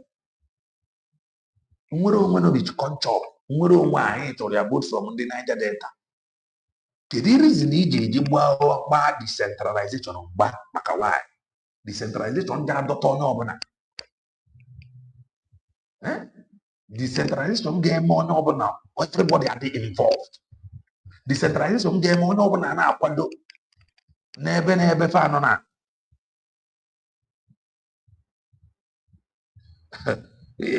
he will try. It is part of his job. Those that call him for job, you can explain to him that Cardinal is the boy one Nigeria. He's a Catholic cardinal. that my audience presents after I conclude my comments. So I'm only going to say a few things, and then I'm going to open it up for questions. And I want you all to be thinking about the most. Just continue to look at this Bryson Okoma.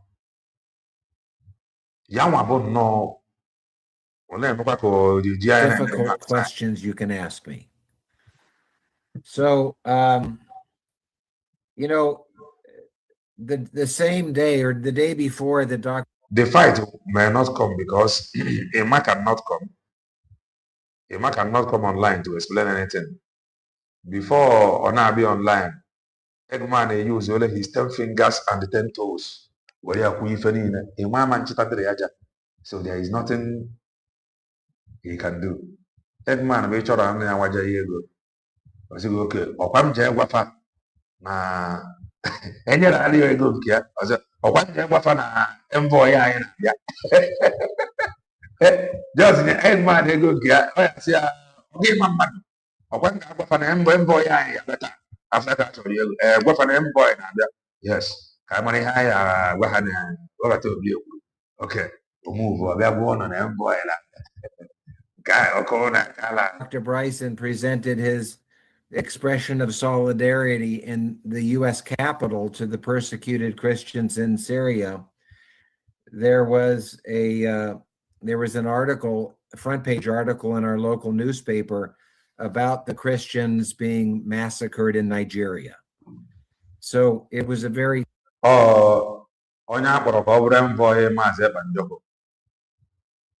ihe a na-ekwurube bụ ife na-eme Christians. Repeat wekwali ọzọ. Nọdụ na ịchọrọ kapasiti azọpụta ga-afa gị ịsọ. Timely event we had on Capitol Hill, and the Bryson, the very calm. Watch him. Nwoke enweghị ihe a mee mistake. Mana anyị mana Bryson na Njiọrọ. Then ịma mmadụ abụbụ onye ji, I spoke with him now. 2 hours ago. Mana Bryson bụ onye ji nwoke a n'ọrụ. Bryson nke ọma ji this man n'ọrụ. Ịma mmadụ abụ bụ onye ji story of I spoke with him now. I spoke with him now. Listen. The presenters at the event were mostly from the Syrian diaspora, but Dr. Bryson and Chioma brought a very welcome expression of solidarity from the Biafran Christians. So thanks again for that. You know, I was struck, I don't know how many of you watched the recent Olympics in Italy and the victory of the American hockey team over the Canadians. And it was an excellent expression of American heroism and valor in the face of a very formidable opponent. The Canadians should have won that game. I think everybody understood that one-on-one, the Canadians were a superior team, but the American men fought their hearts out. And what I was impressed of after the victory was the medal ceremony, where every one of our hockey players was singing our national anthem, and obviously, and to the whole world, were singing from their heart. And what struck me most about our American victorious men's hockey team singing to the whole world about the land of the free and the home of the brave, I thought to myself, and I did a little bit of research afterwards, and I didn't think there was another country, based on my research, I don't think there's another country whose national anthem focuses on liberty and courage. I couldn't find another national anthem, but I was wrong. I was wrong. As I was listening to the Biafran national anthem at the beginning of this call today, I wrote down a few words as I was listening, and the first thing that struck me was the honoring of brave heroes and the consecrated nation and the flag of liberty, the land of righteousness. God bless Biafra. In him we trust. And I thought to myself, many of them now Biafra, many of them were criminals. Joseph, many of them now Biafra, many of them were criminals. Some criminal-minded Biafrans went to Chase Bank to borrow almost $13,000 without telling Biafrans what they want to do with that money. So when you see them call Biafrans, not that no Sifano and Nane and Yobi, many of them buy Fafaji business. They love the name because the name put money to their account. No mind many of them. Even to these gangsters now that is running around with you, just that we are not here. But if you can be following, if you can dedicate your time and be following us, we can take you back 1 year ago. You will see how we are running around Oge Spunkere and his Elias. This is how they are.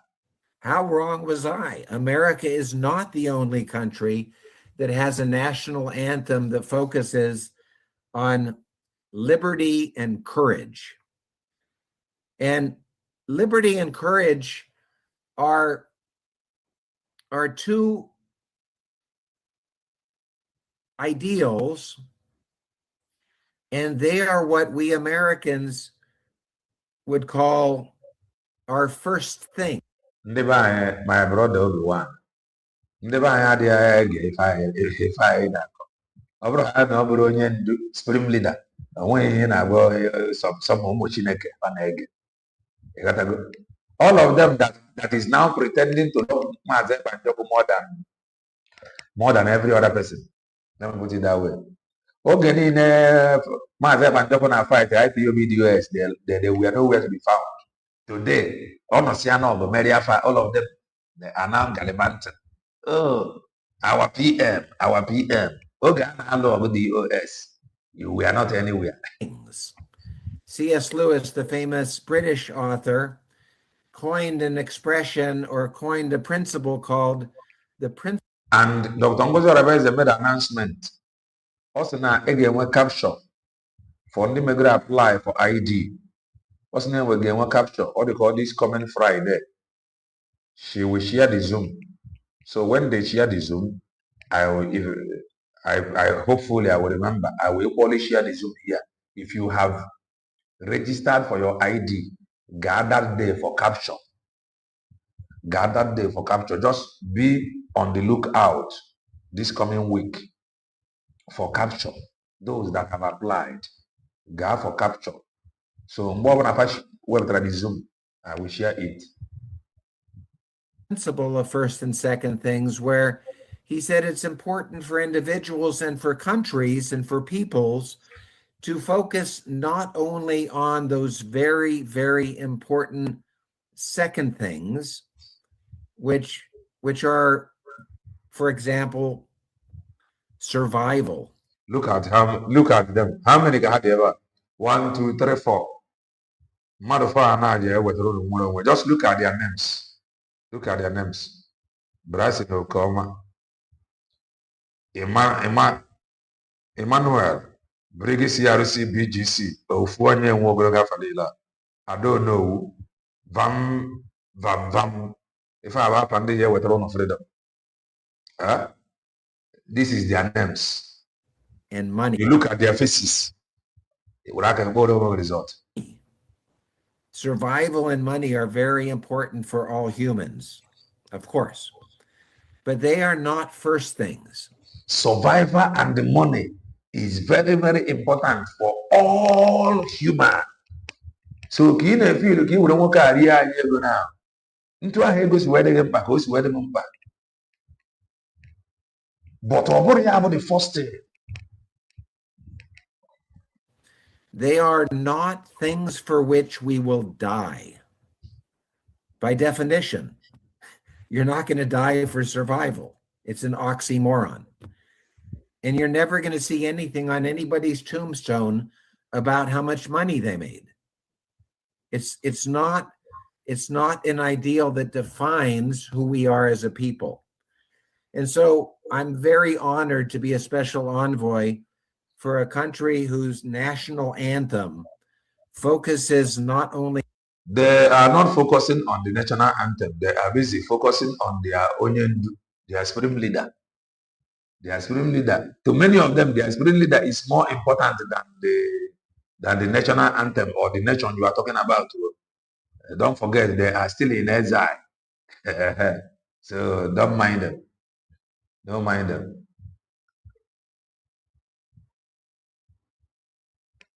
Oh yeah, no. If you really listen to our anthem, it defends who we are. But anything can actually anthem. Spirit leader, you're wasting your time. On survival, but on those very, very important first things like liberty and courage.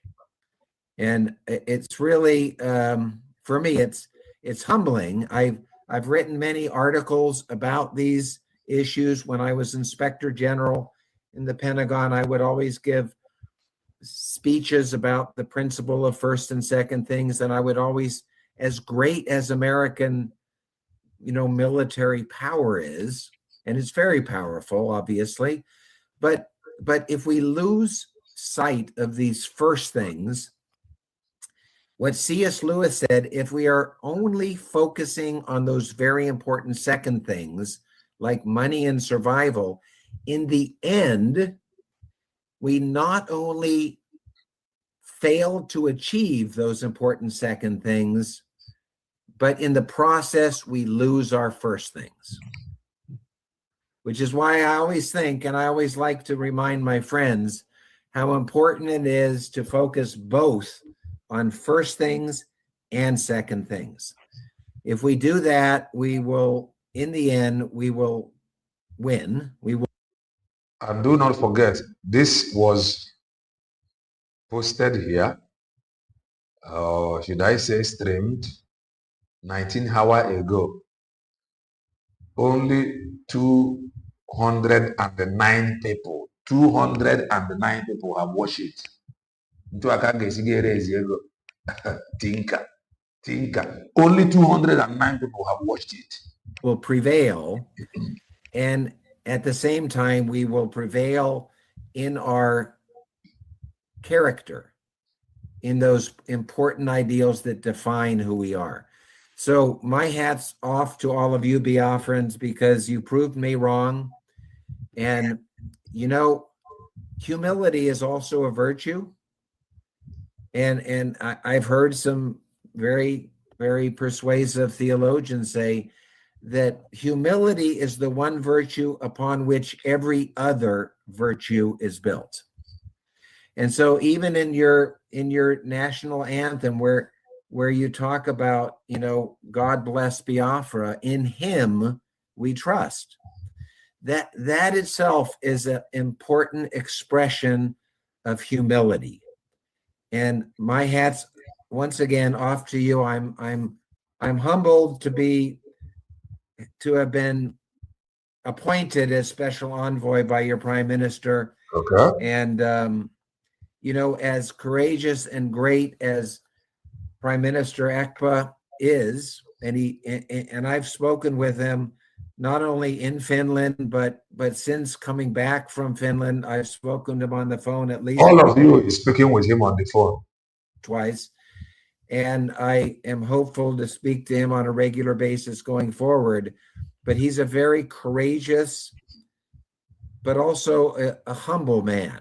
You get a sense from speaking with the prime minister that he's not doing this for himself.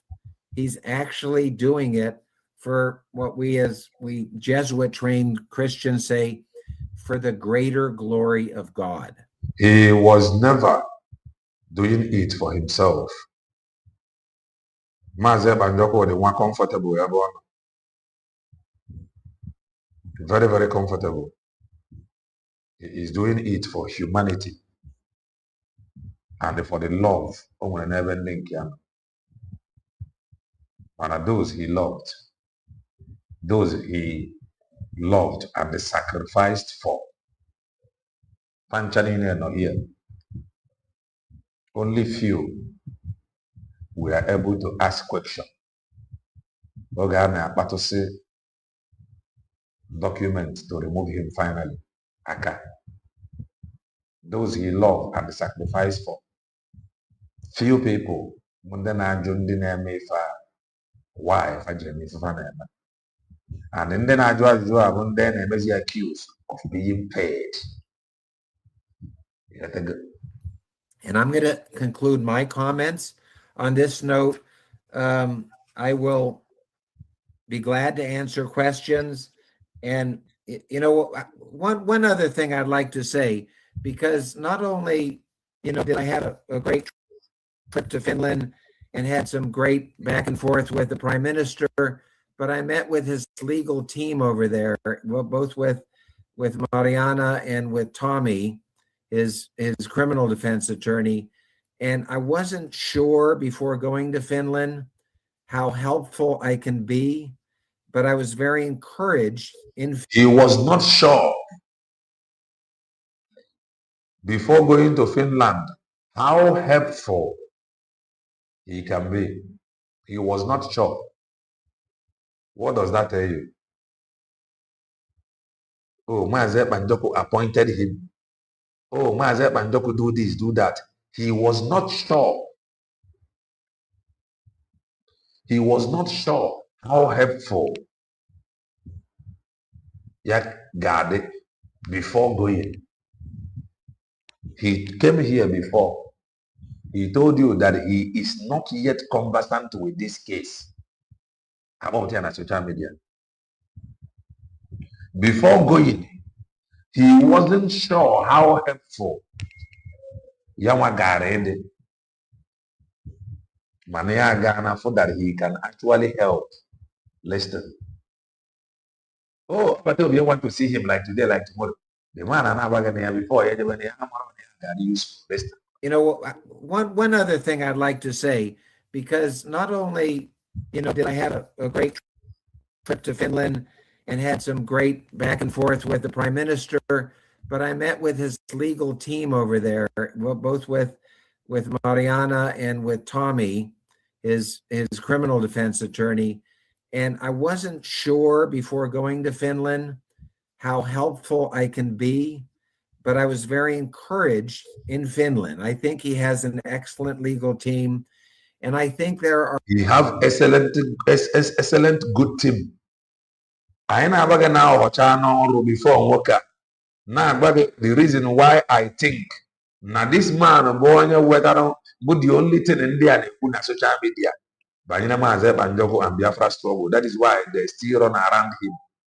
He was not sure how helpful. Listen to it again. Trip to Finland and had some great back and forth with the Prime Minister, but I met with his legal team over there, well, both with Mariana and with Tommy, his criminal defense attorney. And I wasn't sure before going to Finland. He was not sure before going to Finland. Huh? He was not sure. Akada more than I am not yet conversant with this case. Before going to Finland, he was not sure.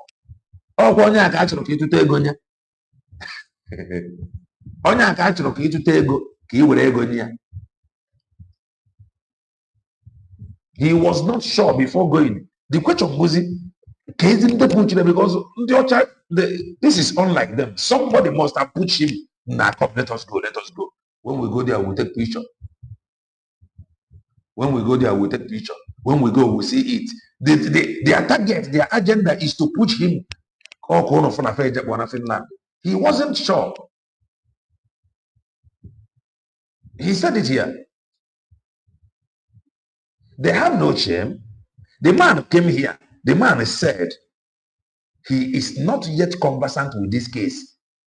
In other words, Nah, I'm case you know what I'm important here. I don't mind to. I'm not coming here. Come on, what are you want to for me. Then on the he was not sure how helpful God.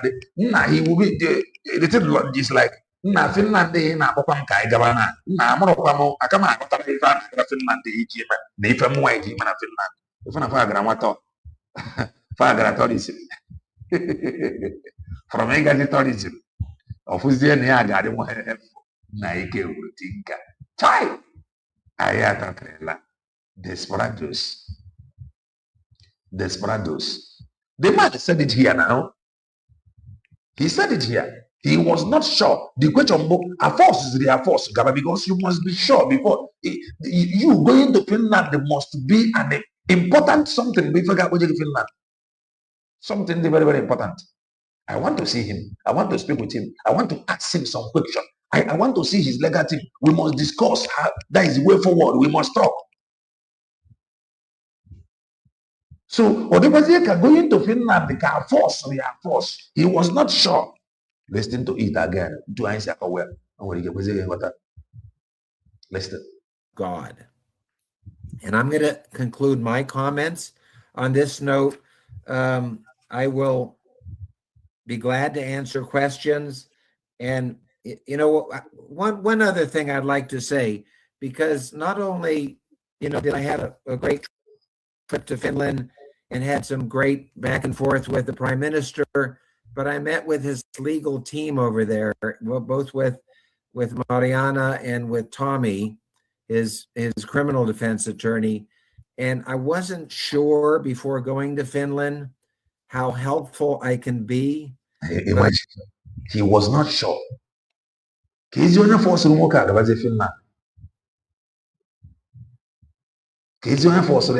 not sure. That is, nah, Finland there, not sure, or the necessary one.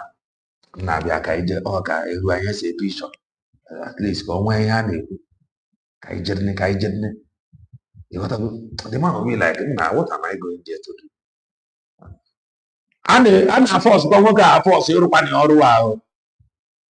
And a force, we are force, Europe or with all this, Okuana already were convinced. Namaze Joko has nothing to do with lawyer. He was not sure how helpful God. The question is, why did he spend the money over tickets? They just convinced him. They just convince you with every reasonable doubt to give them money. After all, okay. If I had this man is not sure. He is not yet conversant with this case the first day. And I do have a Finland. Before I had sure. That is to say, now force we are force. Then I know. I was very encouraged in Finland. I think he has an excellent legal team, and he has excellently good team. I think there are a number of areas where I think I can.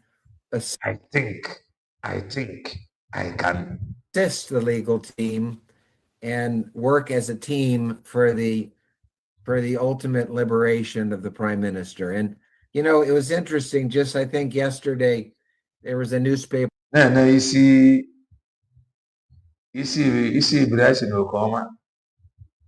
And camera very well. Before let me take it back. In Finland, I think he has an excellent legal team, and I think there are a number of. Hi, I was about the camera. You gotta go. Now, like this, God will take the expose them. I want to do also. You can't.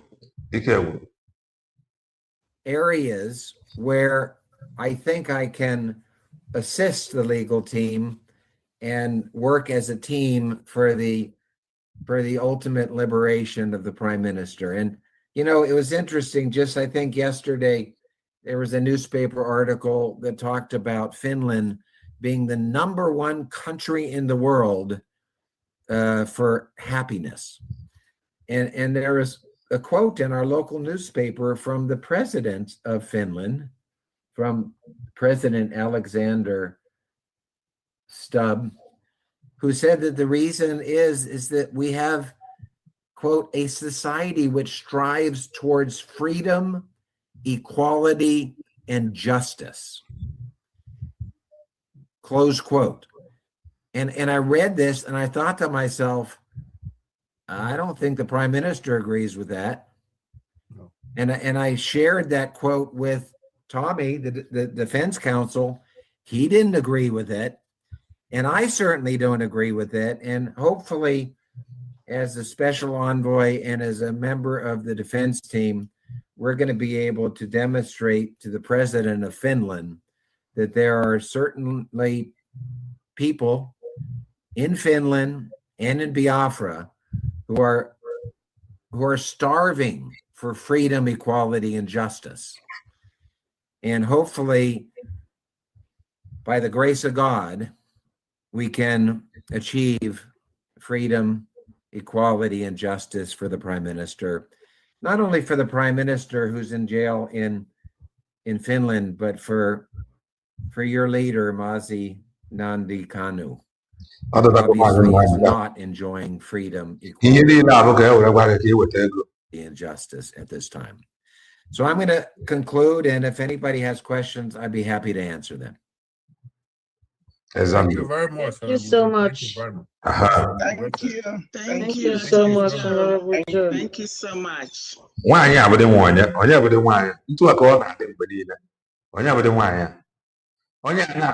Kelena TV, group.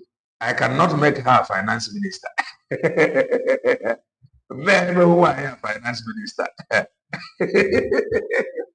None of them. I find any of them be finance minister. None.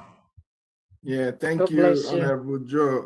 Let me just quickly make a comment before. Let him quickly make a comment. Call what I go did. Well,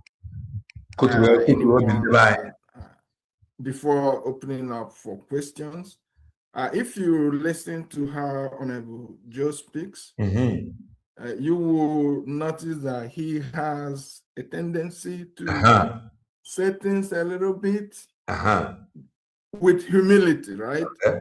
So, and do not misread his humility for uncertainty, because uncertainty.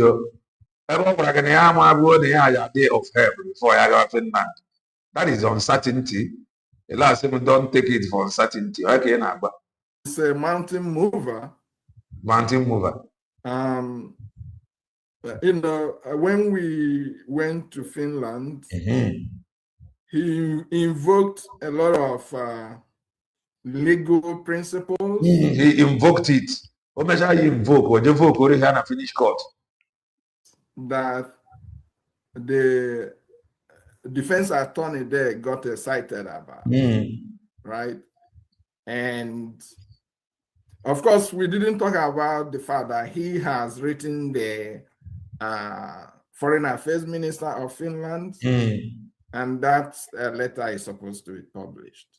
So he has brought in perspectives that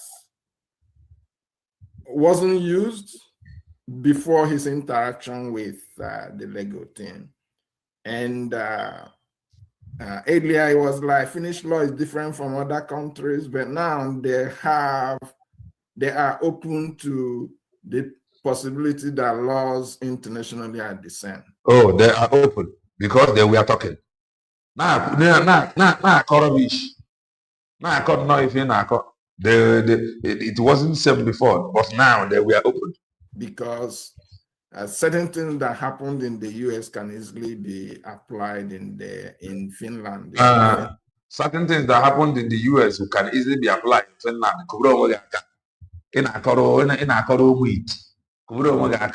You want to apply it.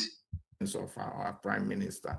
And one more thing, you know, one thing we achieved in 2024 that we really didn't celebrate is the fact that we retired Nigeria national anthem. You retired Nigerian national anthem. That was what you want to celebrate. How about the ID that you have? How have you celebrated it? He said that the one thing they achieved in 2024, but that they retired Nigerian national anthem. He is not celebrating it. And I am putting it to him that that is not all. Can ever celebrate the USB declared ID Yamaji. He is happy. And for retired national anthem bongo. The equally retired ID over the bongo. ID non the buying apply. Why is he not happy about that ID? And the Yamaji his own ID. And he cannot for one day tell you to go and get yours because Oborofan issue the ID. Oborofan issue the ID or like Elena TV. Go and apply for your ID. Go and get your ID. Go and get your ID. I don't know about you, but for so long when we sing our national anthem, tears just roll down my cheeks. And we've played our anthem over and over and over. And when you compare it with what Nigeria had as their national anthem. Why are you focusing on the national anthem? Because on the social media, you can easily play it. How about the ID? How about the ID? This guy is the brutal. How about the ID that you have? You are not proud of it. There's no basis for comparison. And after some time, they said, oh, we have to go back to what the UK gave us as national anthem. And right now, that's what they are using. So it's not surprising that our guest here, Honorable Joe, a Brgie International Attorney and PM's International Attorney, and on top of that, Special Envoy for our nation, easily got bought over by our national anthem. And we salute those that wrote it, we salute those that defended it, and we salute those that continue to defend it. May God bless our leader, Mazi Nnamdi Kanu. May God bless our Prime Minister, Simon Njoku. May God bless the defenders of our homeland and everybody that is making sure that the existential threat that we are facing does not consume all of us. Thank you. Thank you. Thank you very much. Thank you, Dr. Bryce. Thank you. Thank you. I'm not consuming any, nada. Yes. So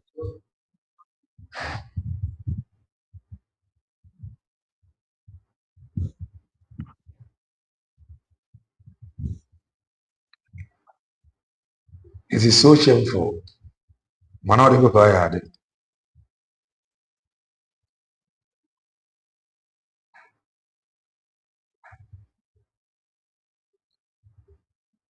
Let's continue to listen to them.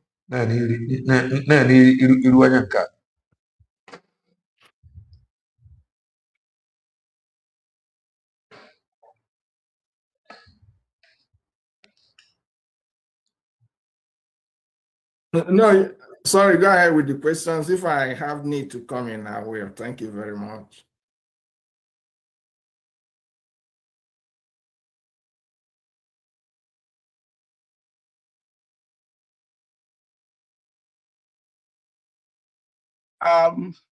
All hail Biafra. All hail Biafra. All hail Biafra. All hail Biafra. I want to start by saluting Attorney Joe, saying congratulations to you for accepting that offer. For the fact you accepted it means you were ordained even before you were formed in your mother's womb to carry out this project. So there is no fear. Ours is just to thank you for being obedient in knowing what to do, when to do, and how to do. So mine, on behalf of Biafra, is just to pray for you that God in his infinite goodness will give you wisdom and understanding because this world is wicked. Give you wisdom and understanding to know what to do, when to do, and how to do. And as you open your mouth, you will not be speaking for yourself. You will be speaking for the Almighty God, because at that hour, he will give you what to say, that as human hearts are like body of river, God will always turn them to bow to whatever you say on behalf of Biafra. Why you was here? On no career, I don't. I'm waiting for them. On no career, the woman I can. The woman of God bless you. Keep up the good work. The angels of the Lord are with you. They have surrounded you like the mountains surround Jerusalem. Do not fear. And you possibly can arise and shine, for you are doing a truthful thing, and God knows truthfulness. Stay focused. There's no harm. Do not look at the zoo. They may try. Onye nọ na UK actually nweta ID. Ọ ga-ejide bụ nga aka because ịjụ owuwe eji ama ụdọ na nke ikpeazụ. Ịjụrụ ara na ID USB declared na ịma njide ya. Ịdị ready. Na ị ga-afụ old zinc. You go see old zinc. Ọ dị nwe ife anyị ga-afụ. Mgbe ị ga-ama na obodo bụ nga onwe ka ọ dị na ọ dị iche na mba ụwa niile bụ your flight na-ada n'obodo bongo. Ị ga-ama na obodo ị na-abata ife a n'obodo a dị brutal. Your flight na-ada isi n'otu anepụ anya si nke mgbe ochie. Inepụ anya ntu a efu ebe a na-esu ife ọkụ anwụrụ a na-asụ. Inepụ anya na this efu nwa uncompleted building. Inepụ anya ntu a na efu ebe na-ehi ikwu dustbin a na-amụghị ọkụ anwụrụ a na-apụ. Almost nga ya bụ your flight descend ruo ụmụ ụdị heat ị ga-witness. Ịmara na obodo ị na-abata ihe a dị wu. Ị na-ada n'obodo bongo. Ị na-ada from enu ka ị ga-anọ n'elu wee mata na something na ngị na ife eje ka ime n'obodo a. Then flight dazie roll sia. Ewee si ntu a na mepee dọ. Iwee bata. Ozugbo ị na-apụta ntu aja. Iwee na-anya ntu aza. Iwee fụsịa ndị imiga ma ndị eke ọgwụ ntu a ga-asị wee kwụsịa. Ị na-efe anya n'iru. Ị ga-ama something is wrong somewhere. If you look at their faces, you will know that all is not well. If you look at their faces, you will know that all is not well. Faces in the anano. From there, he put us there by a stamp of the air. If you go there by a queue up, give one a Bongorian. I gave you the Bongorian. Rap on the Chinese here. A Bongorian, I gave you the rap on the Chinese, stamp on the Chinese air, Gaga. That is how, if it's very fair, I need the USB declared ID, you are going to witness Zinki Mochi. Okay. It will no longer be okay. Then not even goes about to pay you. By then you will know that she did not give you money. By then, enough one walking in engineer. Into a you feel wrong. You got the BG Brgie. When I be Bruce Abantu and I ran DT and their call. Flight to put to again over the bongo. If care is not taken, you will in 5 hours in airport. You will in 5 hours. You will spend 5 hours in airport. Let's say this from Okarozo down, no, let's say 6 hours. You see Okarozo down. You will in 5 hours in airport. What do we hear? Right. But God said they will try. Just you have an ID, rapid the ID. We no longer need to beg you. Just leave the ID. If you leave the ID, you will catch Odisek. But in it all, they will surely fail. Right. Thank you so much. Thank you, Attorney Joe. Thank you. Greetings to your family.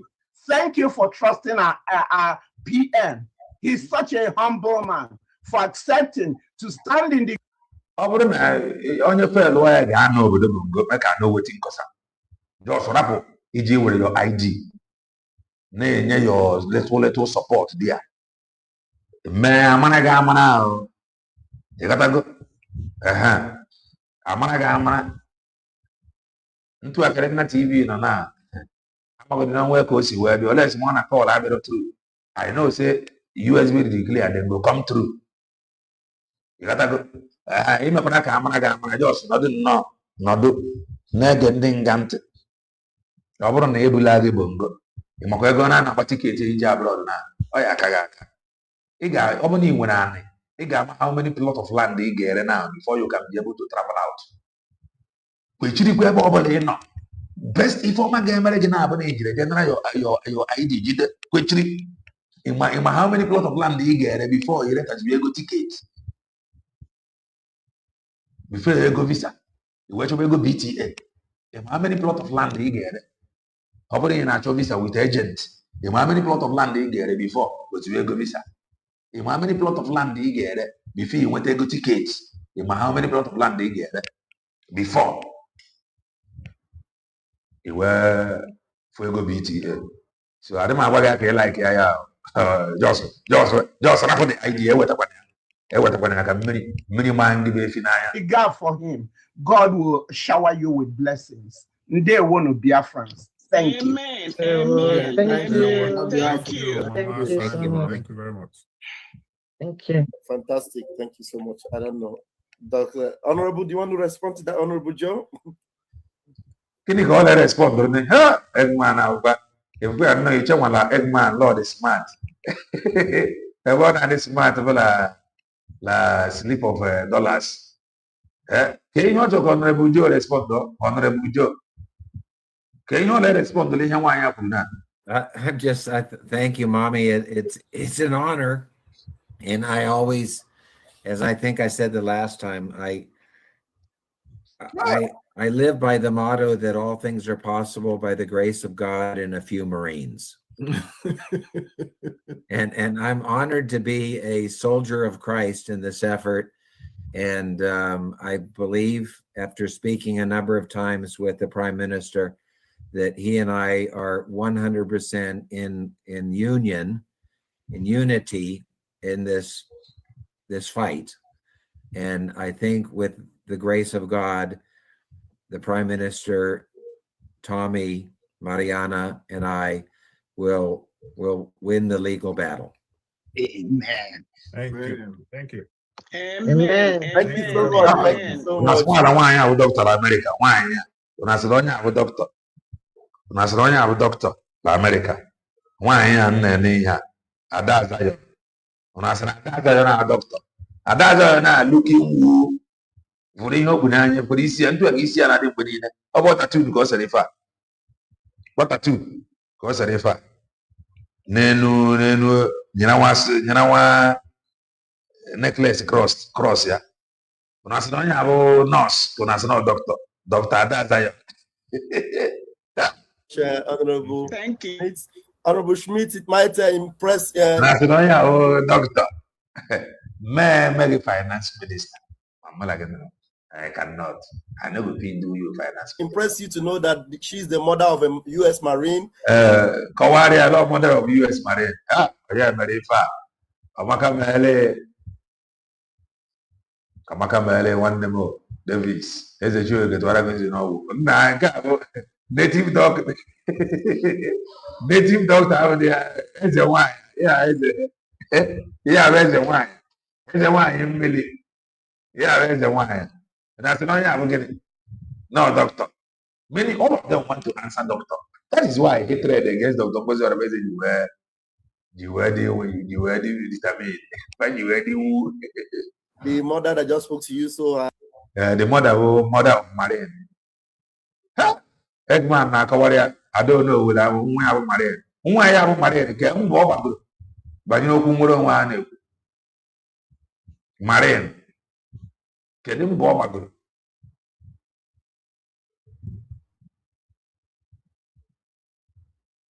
I am telling you about another one.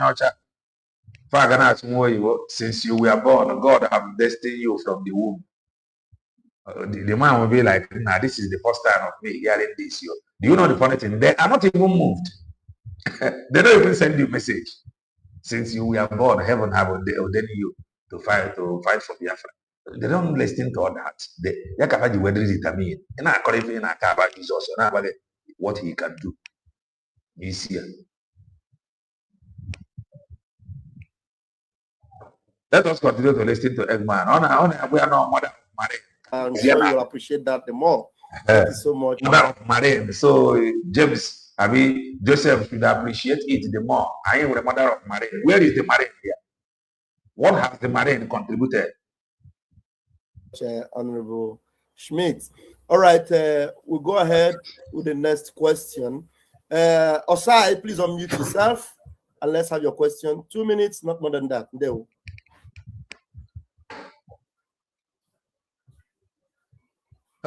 Doctor Adazayo. Video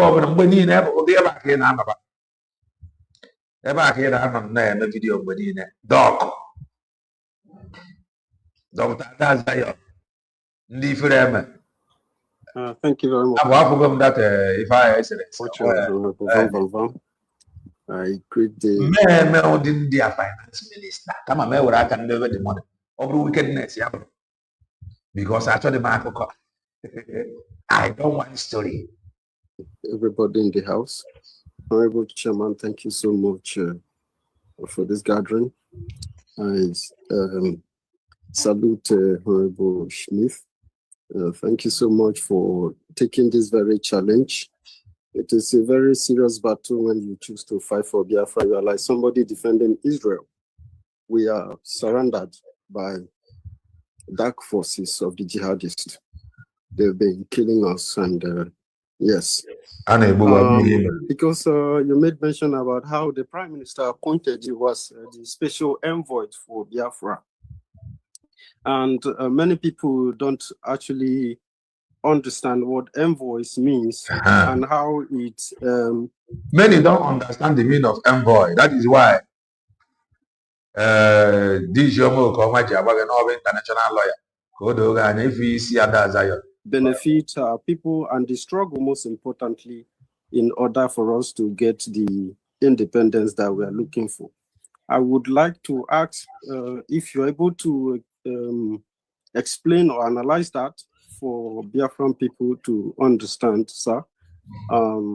Because people, it's not everybody that have this kind of education to level of understanding what special envoys means as Biafra to Biafra, and how it's going to help us to liberating our leaders as well as our freedom from the Nigerian jihadist state.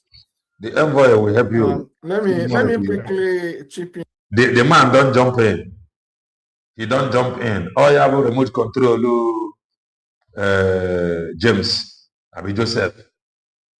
Oh, you have a remote control, Joseph.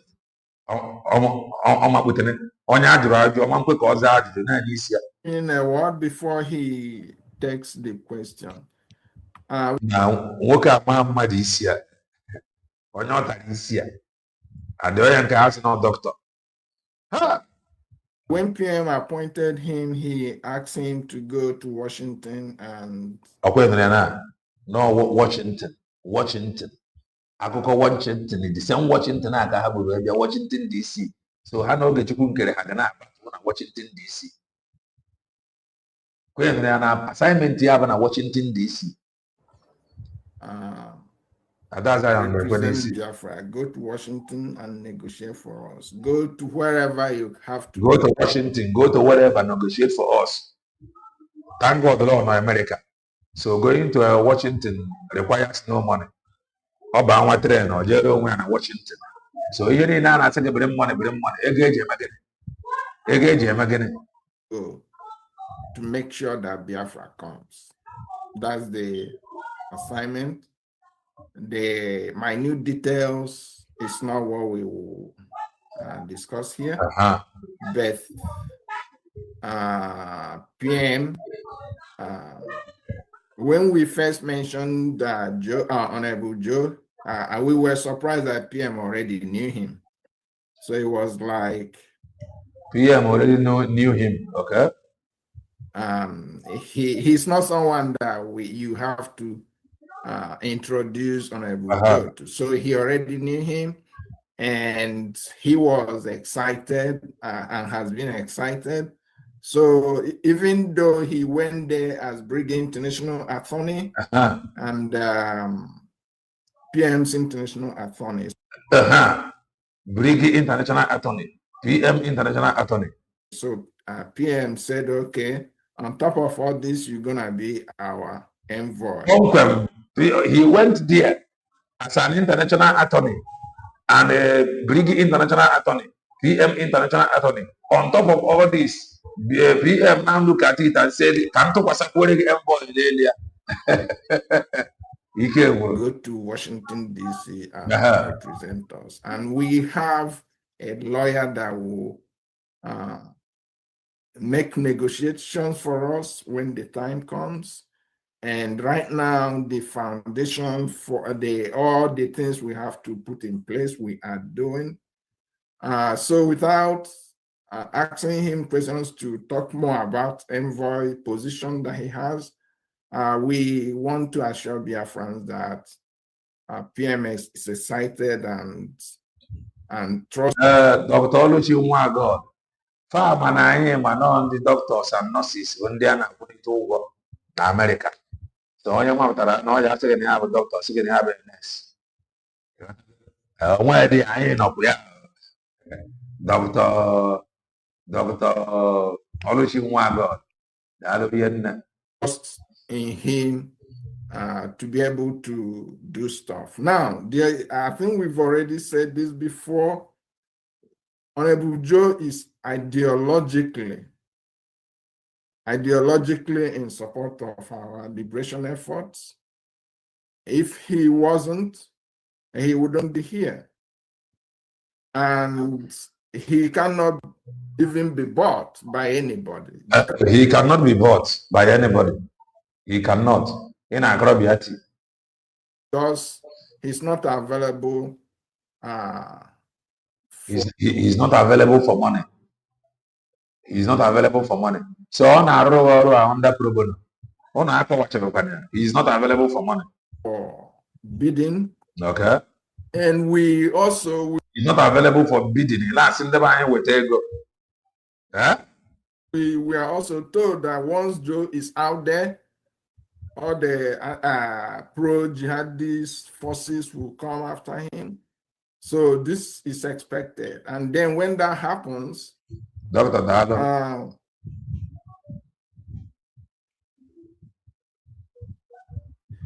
what's gonna unravel with time? Right now, Biafrans should be rest assured that they have the right person to represent us in Washington and to represent us wherever. Washington now, including holding Finland accountable. So I will yield the mic for now. Thank you. You have answered the question, so let him comment. Yeah, Dr. Bryson. Okay. Can I just say one thing? Okay.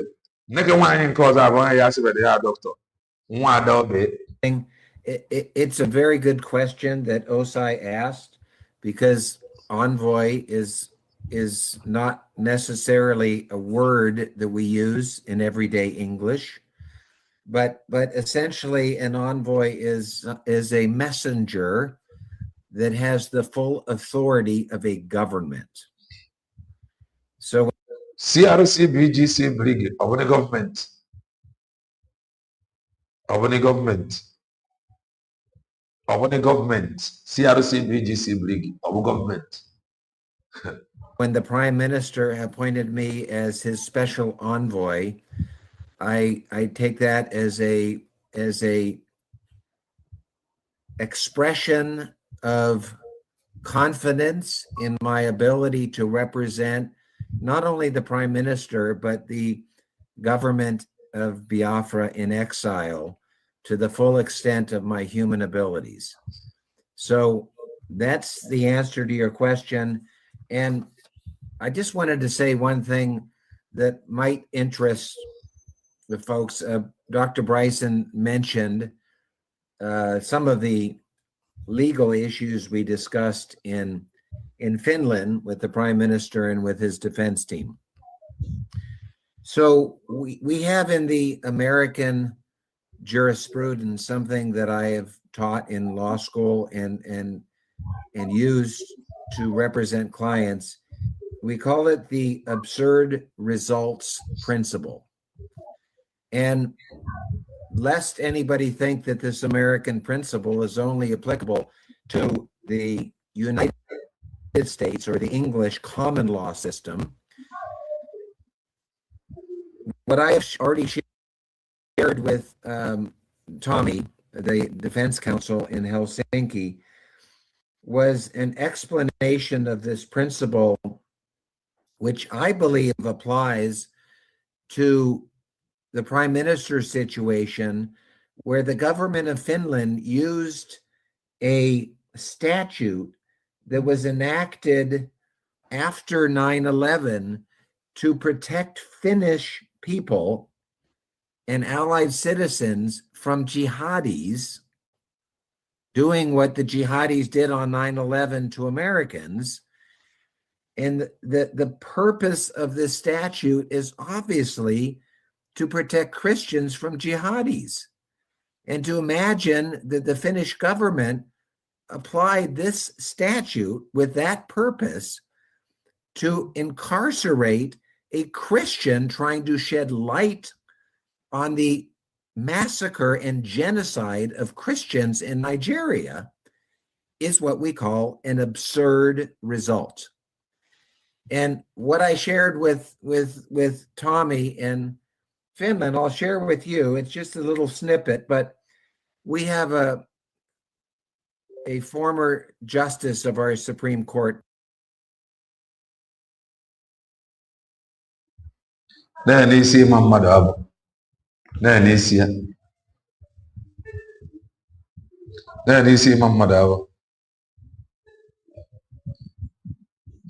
the name of Antonin Scalia, who's very well respected, and he was a Roman Catholic like I am, and probably the most brilliant jurist in the last 100 years of the American Supreme Court.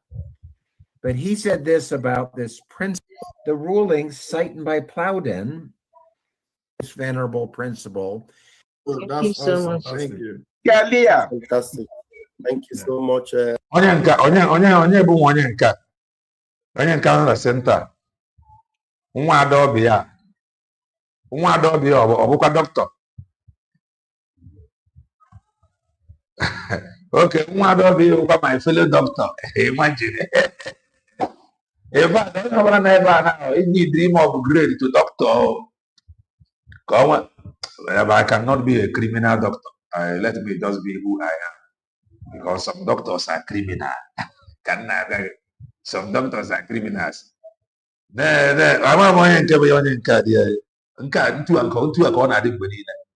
Honorable Attorney, thank you for that response. Powerful. All right, we'll go very quickly. Please, I just also want to encourage those of us that are watching from the social media. You're watching on YouTube, Facebook. There's a very important question you need to throw, and you cannot come into the Zoom. If you put it on the comment section, if they are relevant questions, I'll pick it up and throw it at our attorney, and he will respond to it ASAP. All right, we have Vincent Nweke. Vincent Nweke, please unmute yourself.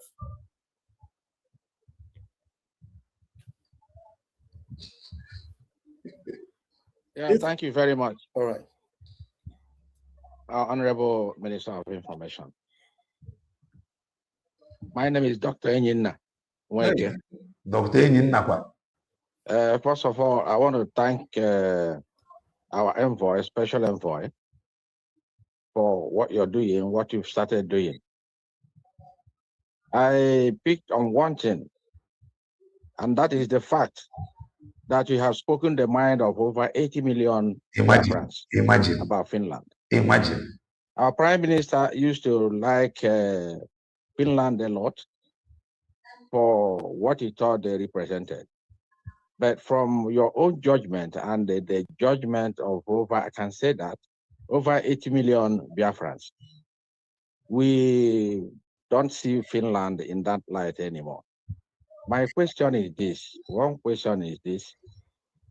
There's this narrative that is accepted now worldwide, that is promulgated or steered by our indomitable president here in the United States, where I live, Donald J. Trump, about the Christian massacre, the genocide in Nigeria.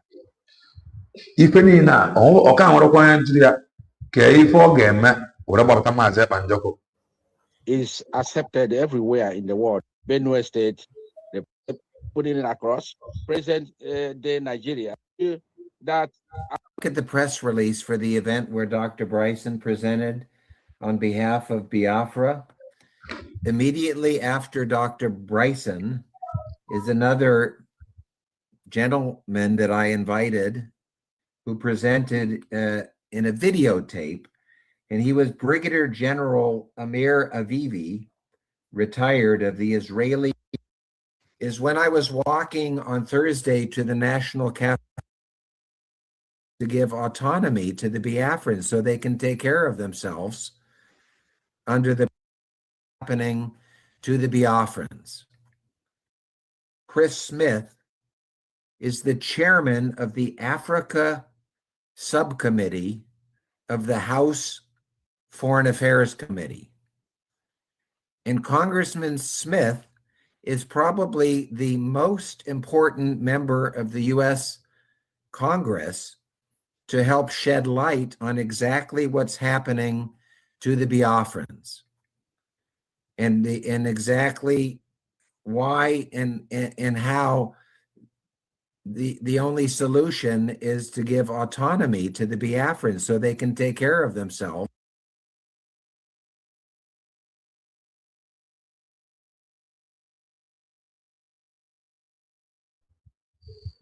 iwere nnọọ ife a na-emere okwu nwere onwe a the thing ọ bụ ọ dịrọ enough egosi gị na anyị nwa bụ ndị isi ojii na anyị nwe problem. Ife a na-emere n'ime okwu nwere onwe a is it not enough igosi gị na anyị nwa bụ ndị isi ojii nwe problem? Look at it this way. Everybody n'obodo Bongo is suffering, and all of them know that the only solution be carry obodo Bongo. Why would you whether it difficult, discuss where among us and present it to Ndiosha to come and reason with us and recognize us? So why would you whether it difficult even up till now? It convincing women now in the Niger Delta. Now we are one people. We can actually get these things right under Nwere Onwe. Govern yourself. Let these people govern themselves. To your tent, O Israel. Why would you whether it difficult if you want together? We are waiting for them to come for us. When are we going to learn?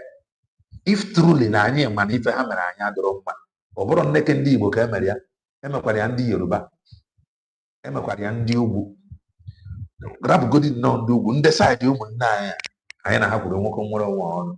Why na anya and this suffering is happening? Why na anya ma mpụta sit ebe nkata present it to these people? The easiest freedom that will come. The easiest way at least to save lives and properties. The easiest way. Obodo Bongo nwere ka ọ dị.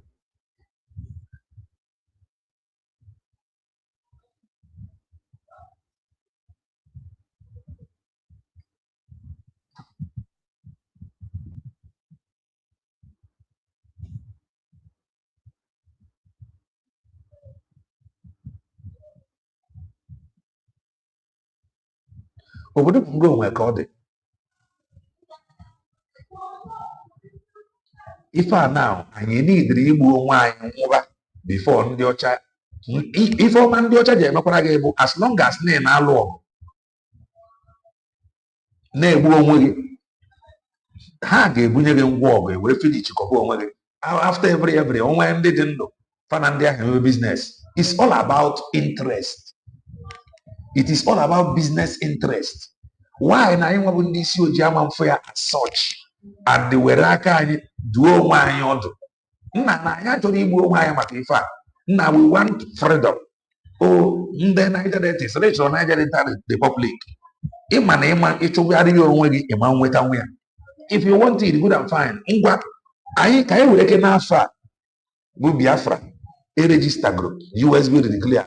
Why not anyị ji meet ndị ọcha ihe ifra na agbagharị including in the Benue now that is lobbying America that Donald Trump should come to their rescue. This their rescue Donald Trump under the name Nigeria. Why not dialogue with them? And the best thing to do now into Donald Trump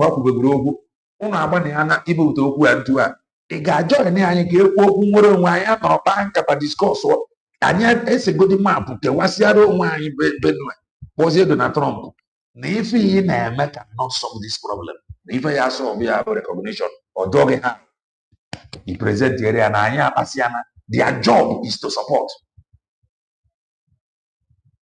mana ife ilizie na onwe ka ọ ga-esi ga-adị somehow ka nwere onwe abịa they are going to allow you ka igburu onwe gị bute onwe gị nke ọ dị mma. Fa ga na-ebunye gị ngwa ọgụ since you are ready to igbu onwe gị. Fa ga-ebunye gị ngwa ọgụ finish na onwe unu. O mekwa anya na-ebele ya mụfa but the one we can actually think and do onye ọbụla na-ata ahụhụ and people to stop to eat and nke ya ndị fọrọ na-akwụgharị everywhere na-egbu ndị bongo. People to stop to eat now. Anyị ga-ama what we want. Now let us discuss this thing. Ebute nnọọ gwa ndị America na anyị dị ready. Onwe ụgwọ ọbụla eji si kee ya, we are ready to pay. At least na ndị Niger Delta si na ha nweta nke ha hazaba Niger Delta udo dị ma anyị na fa nọrọ anyị na fa dị na mma na nwegodi access to mmiri si afia esi ebe a na-abata achọgodi wee nwee access to international airport afia na-abata. This fear of being landlocked aga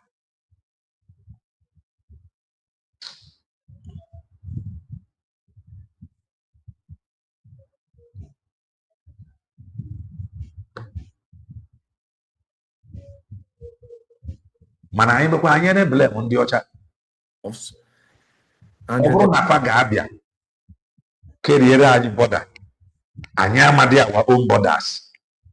They must come and decide the borders for us. They must come to tell us who is my brother and who is my sister. And I answer that we are smart. Even at this age, we are still waiting for them to come. Don't you think like your ancestors will now this age, and if we are now claiming our ancestors no force. Now who is forcing us? We are our own problem. I claim that they forced our ancestors. Now we are doing something that we now force them to react. They did nothing until America intervened. Tomorrow night, some people will twist it. Now America rapid their sovereignty when our sovereignty over the Gomba. What is our problem in this huge? Can you find this way? So when I tell us that we are our own problem, if you think deep, you will know that that is the truth. Why must we wait for them to come? Why must we wait for Donald Trump to come? Why must we wait? Can't we reason? The Niger Delta na-ekele we oyi ọ bụ fafu ben na ife a na ọ dị ọmma ka ebe fa megarịgidebere arụ. It is always Biafra ndị Igbo bụ ndị ji na-eme itifa, and they na-eme itifa fa na-afụta ya, you are coming because of our oyi, but they are suffering the same suffering until the truth of the matter is iburu na egbe na-achị ịnụ ọgụ fa ga-ebunye gị ngwa ọgụ. Why na ịma use common sense kpaba nkata with ndị mmadụ? The most peaceful way nwere nwaanyị si ya abịa na anyị nwa ndị asị na anyị bụ Biafra, na anyị nọ nnọọ kweta meetie ndị a nwoke come and recognize us, ndị nke a na ọrụ onwefa na ndị ugwu na-akpa ike na-aba mba bụ na anyị agbakọtabe kweta ihe niile bụ Niger Delta bụ ihe niile akwekọta na ọ bụ Biafra. Ndị ugwu sị we have no other option than isi na asị kewa obodo a. Mana ọ bụrụ maka o si aga na is all about business interest. Ụfọdụ ndị Niger Delta na-afụta ya na anyị nwa bụ ndị Igbo nwere interest na mmanụ fa, mana fa ama na mmanụ ọdịrị side anyị. Ndị ọcha na onwe fa na-afụta ya na ndị bụ ndị mgbadaba anyị ma ife, mana ndị bụ ndị ugwu they know all this thing, na ndị ugwu bụ ndị nwesi onye iwe. So no ga-adịrị fe izi idiri with ndị ugwu ị na-agwa fa na-asị gị na ngị ji ọgụ no by force ka esi je nwere ya iburu egbe na-egbu nwanne gị fa nọdụ tomorrow you will need to blame them. Oh, they did not come to help me. Must you know? They did not come to help you. Igbo nwanne gị. The same thing managed you well before. You see them, oh, nobody come to help us. Nobody come to support us. To support you, ki Igbo nwanne gị onye isi oji. Onye ọcha to come and support you. Ki Igbo nwanne gị onye isi oji. Ka ịzọta na gịnị?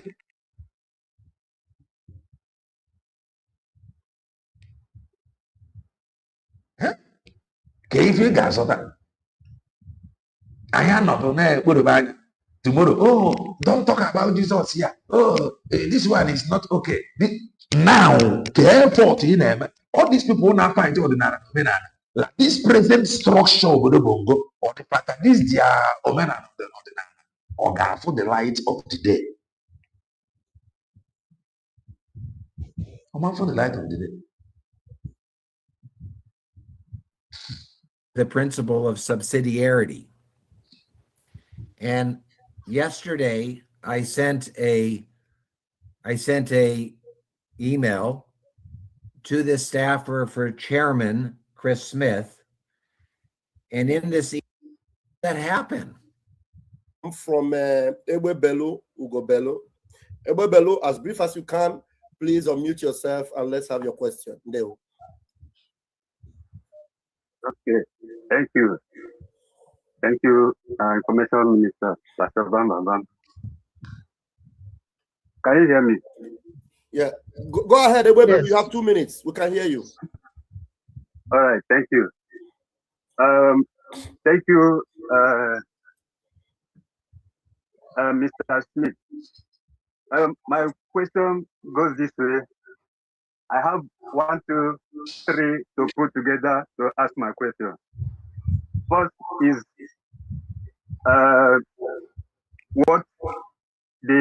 what you have understood in our national anthem and what you just explained about our national. This right can only give us 30%. So let me understand. Say that again. How can we need to act as if everything depends upon your human ability and pray as if it all depends upon the grace of God, and then things happen that you don't expect. We as humans, we don't know the answer to your question. We just have to do what we as humans believe is the most effective way to achieve the mission. And then we have to pray as if it all depends upon the grace of God. And we don't know what's the fastest way. So that's a very good and difficult question. Pastor. You can only win on the truth 30% of the time. The rest of the times is all the other maneuvering. Like 70% is the maneuvering that happen outside being right? So for you to win a case, 30% maybe will get you victory because you are right. But the rest of the 70% is those things that happen outside the facts of the case. So with that, don't misquote. We're not gonna misquote him. He hasn't given us any number about 30% or so. But then the other thing is that the 70 to 80% talk too doesn't belong here. Just because first Honorable Joe mentioned. So and of course, with the right things in place, structuring the Soviet Union, the plan wasn't to disintegrate what we need to do all the presence we have to establish in our land before we get our freedom. So, Honorable Ebubero, just be rest assured that Honorable Joe here will help us put things in place. And there's this analogy I used to say, you know, when Ronald Reagan was dealing with Mikhail Gorbachev about restructuring the Soviet Union, the plan wasn't to disintegrate the country, but as things started unraveling, those people that we are prepared to have a nation, we are actually able to have their nation out of the Soviet Union. So, onye mapụta nnọọ na-akọ maka Soviet Union. Soviet Union ka ọ bụ Poland also, they did not give up. Fadị adagara ife a ndị be anyị na-adagara.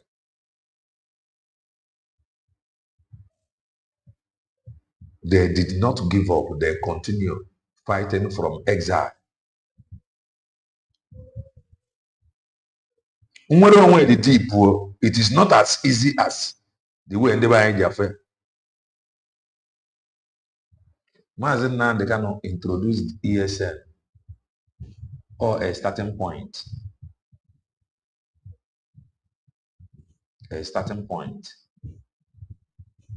Soviet Union, a man more a group number, Nema to take and then that fight on failure the money. On the Poland also. I also used to say that, like when you go to a party, right? You organize a singles party. The only people which are fight on. They fight on. Onye nọ na exile na fight. Onye nọ na homeland na fight. Mana nke ndị be anyị bụ business. Go and get your ID. Very simple. If you lose here, no, can they cover the people that will leave that party with situation present? Thank you. Thank you so much. My weapon that Ogumoro Wadi are not at a pussy. Never I look at all pussy. Agwafa no victor, no vanquish, many of them are correct. Are they are not at a pussy? Are they are not at all? Where pussy? You say, Hannah, you don't give up, you lose, will it? Or fight on until last man standing. Don't you a go and check. Obodoni what I go on where they are not pussy. Ebidora, Ebidogo, and Ebidorana, they will continue to advance. Okay. Let me look for the link and request to you here. A look at all when I was sorry. And the obodo that is coming to save you, that is one truth you must understand. No country is coming to save you. You must continue to advance. You must continue to push. Cameroon, from pole to pole, from house to house, from Guinea to Daisy, step by step, one to a ọ bụrụ ị nọrọ ofu ebe ya ka emekata ma ị nọ decentralization ige ntị na mmadụ ka ebe na eburu oluku ịnọkatakara na kwụsị nke ịlụrụ arụ anaghị n'iyi onwe ebe dị in charge or in control of.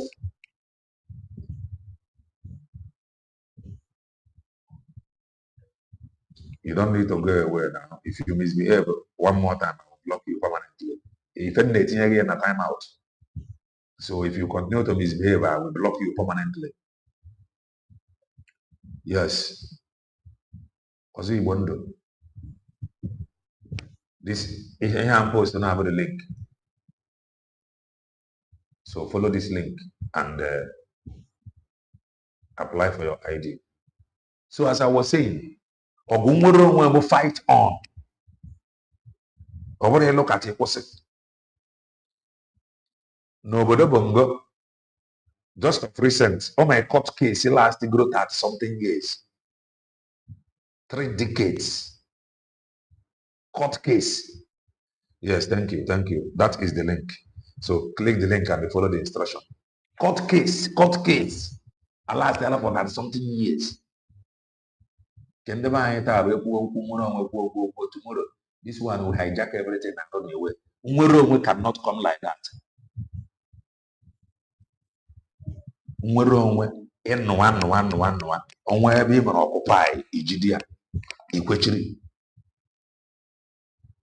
You continue to advance onto a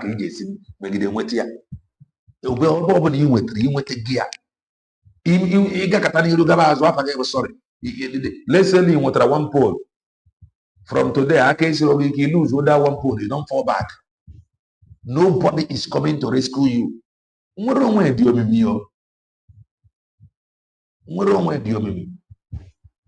So if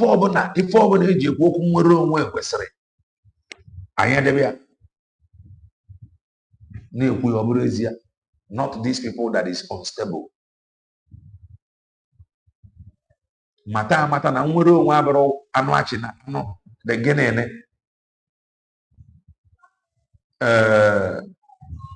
anụ akwụ na anị agba nwere onwe siri ike. Nelson Mandela nọ n'ime for 27 years. His people fight on. They were not waiting for him to come out and continue. Other groups, but those that believed on Nelson Mandela, they continue to fight. They fight on. They did not give up. Oh, let us wait.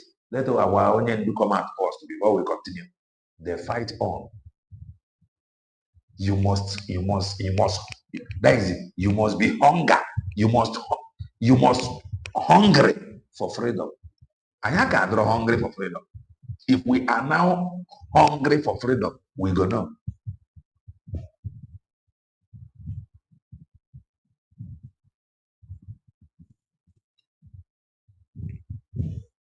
If we hungry for freedom, we go not say we don't hungry for freedom. We are formidable. Always here, in our confirm that we are formidable.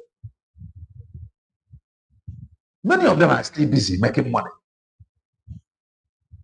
telling you that they are formidable, whereas when you look, you will not see any formidability.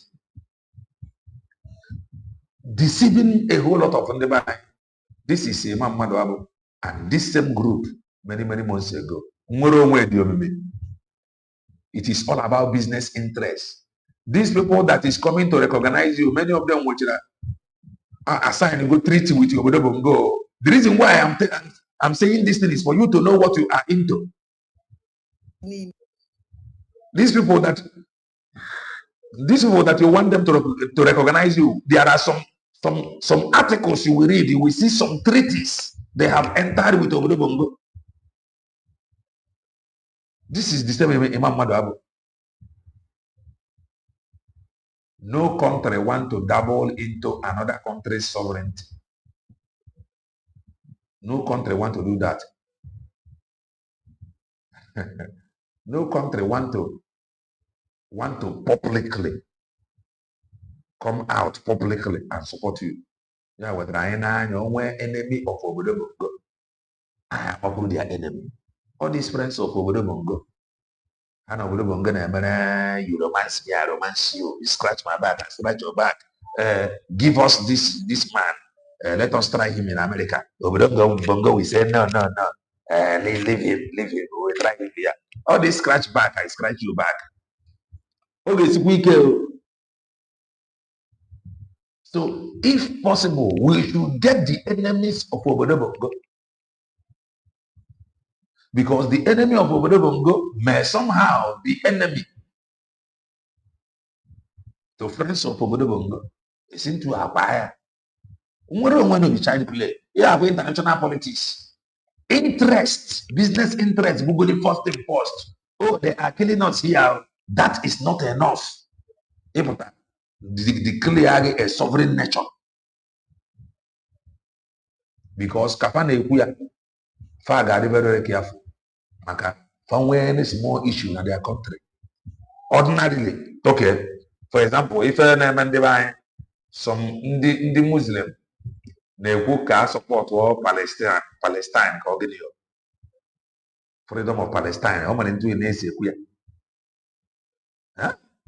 Ndị be anyị ji ekwu okwu n'obodo Bongo na Rio freedom ndị obodo ndị ọzọ rapụzie ụmụnne anyị ụmụnne fa na-ayọ freedom with them. And ndị onneka obodo Bongo bụ ndị ga-apụta nwukwu ife a. The question ị ga-ajụ onwe gị, why obodo Bongo ji apụta na-ekwu okwu nwere onwe ndị isi ala? Ife ọzọ ị ga-ajụ onwe gị, kee ndị na-ekwu okwu nwere onwe ndị isi ala from obodo Bongo? On this year, and why had you queer? Mako Uberechi, Fadi queer because of business interest. And you queer Mako Uberechi. But if not for Uberechi, Farmer queer. Yes, free Palestine. Yes, you are correct. The reason why you would go GT yono, came the neti yono of the Bongo, the neti yono of the Uberechi siak. And if I get you on over a panchani in a museum of village, that is the truth. I want no business. I want a business would even go and be able to keep with them. No village. So can I find them? What do I want about feedback in Mama Fly? It get quickly marry feature. On where Bob you went there. A man knock at a retreat here. About because if you take it before you get there or they in your control. Meet by discussion and a family meeting by this declaration and the document. Bongolians. Some of these people in a private Niger data. Or the possible we reach out, we talk. I am the importance of Ifanji. And I bank at a Niger. Giving up about the last thing give up. Oh yeah, with the man you find a man today. That is the truth. Never give up. Oh yeah, with Obodo Bongo, Jiagwafa, no victor, no vanquish.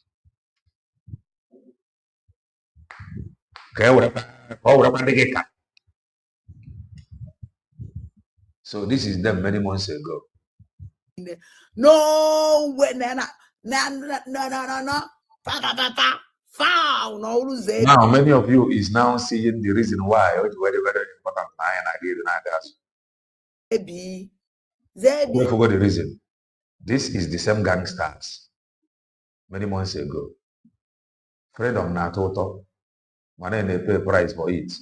A very heavy price. Very heavy. And as what if you feel Namazan Nan the Kano Koshiri. They pay the price of the injustice and a Maggie. Oh, my injustice and a Maggie go to Ejidia. mezie injustice Okwanga. Maazị Banjoko dissenting. Oh ya ka onye ọbụla jiri this thing they labored for, especially Maazị Banjoko. Especially Maazị Banjoko. This thing he risked everything for. Anybody ọbụla ji awụrụ to play? Anywhere get join get to play. If you have a comment, join us at the studio. I want to comment, we'll draw the curtain. We must continue. I ain't got matter nwere onwe anyị chọrọ.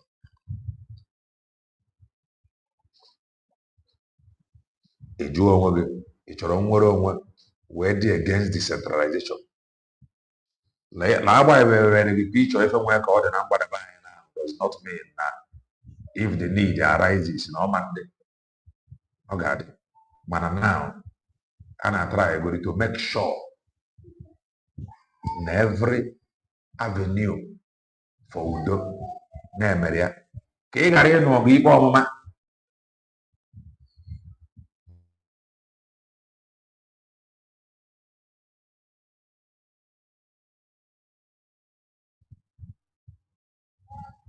I command them, Nenro, be Mama. Adianos, you Mama. And all the most dangerous thing that can happen to you working with saboteurs. Ndị be anyị bugodo ụzọ meyi Dr. Ngozi Orabeze egwu nwaanyị ga-eme before mere report were FBI ọ bụrụ ka ife ga-eme nwaanyị ga-eme before mere ga-enwebe much ọma they ganged up against her ndị nọ n'ụlọ ekwu okwu nwere onwe fatabe ya as an agent. How can she work with them? Those that were there with her at the declaration hall, the same people are turned against her, even including in the GID. So, to young, everybody is a suspect. Go and get your own ID.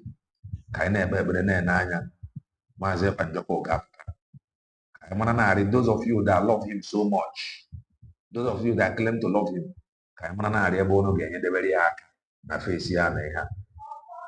because going forward, our people is suffering. Our people is suffering. Nimi fisika, on the buying that has been threatened by their own people. So good idea. Everyone, greetings from here. Makamele. Grab the mic. Yeah, Mr. Kelena, you can hear me, right? Loud and clear. All right. Good evening, everybody. The ones on the comment section, standing on the existing protocols. Anyway, something I realized about people. And when the ekel for them to be dormant, like when you try to reason with them, for them to actually see reasoning on what you are saying, not you thinking for them, as in for them to as a human being they are, to actually figure it out. If no matter how small, for instance, this Alaska of a guy on your comment section, you are not actually asking a question to see if USB is doing it right. You are just condemning it. And now, when you now ask, now I keep wondering, CRC that mostly doctors occupied, and I believe that for someone to spend money to go to higher institution and ended up having a doctorate degree, at least again, I suppose in a sense of reason, except that you are either you know what you are doing or you are foolish. Just like Mike Arnold was saying, why is it that Satan of Sokoto is not saying anything about the terrorism in Nigeria? Either he is part of it or he is weak. So I keep asking these title holders in CRC, haven't they at least for once asked themselves a question? What is the main objective and purpose of CRC? Is it a group or like him and I know at this struggle, because sometimes people don't get this thing. There is always a trap. And if you don't see there is a trap, you get stuck. When they hold Nnamdi Kanu, now they were expecting us to keep rallying around, calling Bruce from America, coming, begging Ejiofor, Ejimako to come and see what they can do with Nigerian government before Nnamdi Kanu Potaka, where we stopped. That now, so that we can be there. Why they keep doing you ton. You can imagine how long case Nnamdi Kanu took. I bet come today, come tomorrow. But what happened? Simon Ekpa Mobuhani here. Obahankete continue. Happened in Canada DOS nature. Can release in the underground. So now they actually saw that Ojiji Haji Nnamdi Kanu did not stop the declaration in Finland, which it was a progress. Now, Ejidekwana Simon Ekpa. What else do you think that is playing out again? They still want you to be doing the same thing CRC is doing today, trying to be active on social media, bringing a white man to come and tell you people that I'm not really sure of what I'm going there to do, but you can bring the money. Maybe I can do something or not. They cannot give the account because only before did not do any account, because it has become a random behavior to them that now change. So they acting like that, and the worst is that people are listening to these people with the character. The you don't identify with Vam's character. The character of the people that is asking you for cash is not pure. There have been certain examples of who they are and what they are capable of doing, and now they choose to be actually telling you this white man. How many white man and white woman give go our able DPM now after to convince you? How many? Tell me. Even though by Finland, he doesn't even want to tell you. That is how things happen.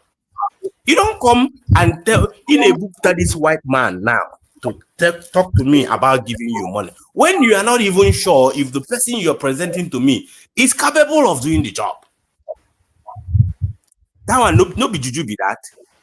And somebody will sit down comfortably and be entertaining these people. As I say, I keep advising our people to actually ask ourselves a question. Biafra is not about individual. And the moment you understand this fundamental thing I'm saying, it is not about me. It's not about Kenenna. It's not about before I'm more some of us, and we're going to know about this. And we're going to go from Wazulike, Korea. It is not you. You are not the struggle, man. Now, if what for you?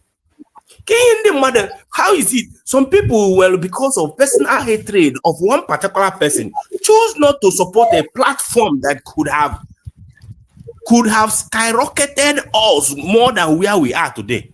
Just because now this person not here. Just one look. A typical example is Adade Oramat was Dr. Abeze. It's not that the Dr. Abeze is not doing what she's supposed to do. It's because Ada just hates the woman because the woman career in every ratification. Now you just choose to hate, make a mistake on top of it. So what I'm saying is, why should you Why should you take because of one person? One person. Oh no, the king will I'm going he's a stakeholder in this house. Now, because of one person who was stakeholder, now that house, because of that thing, he do yana rahuna the house. Chije ijarahunilo.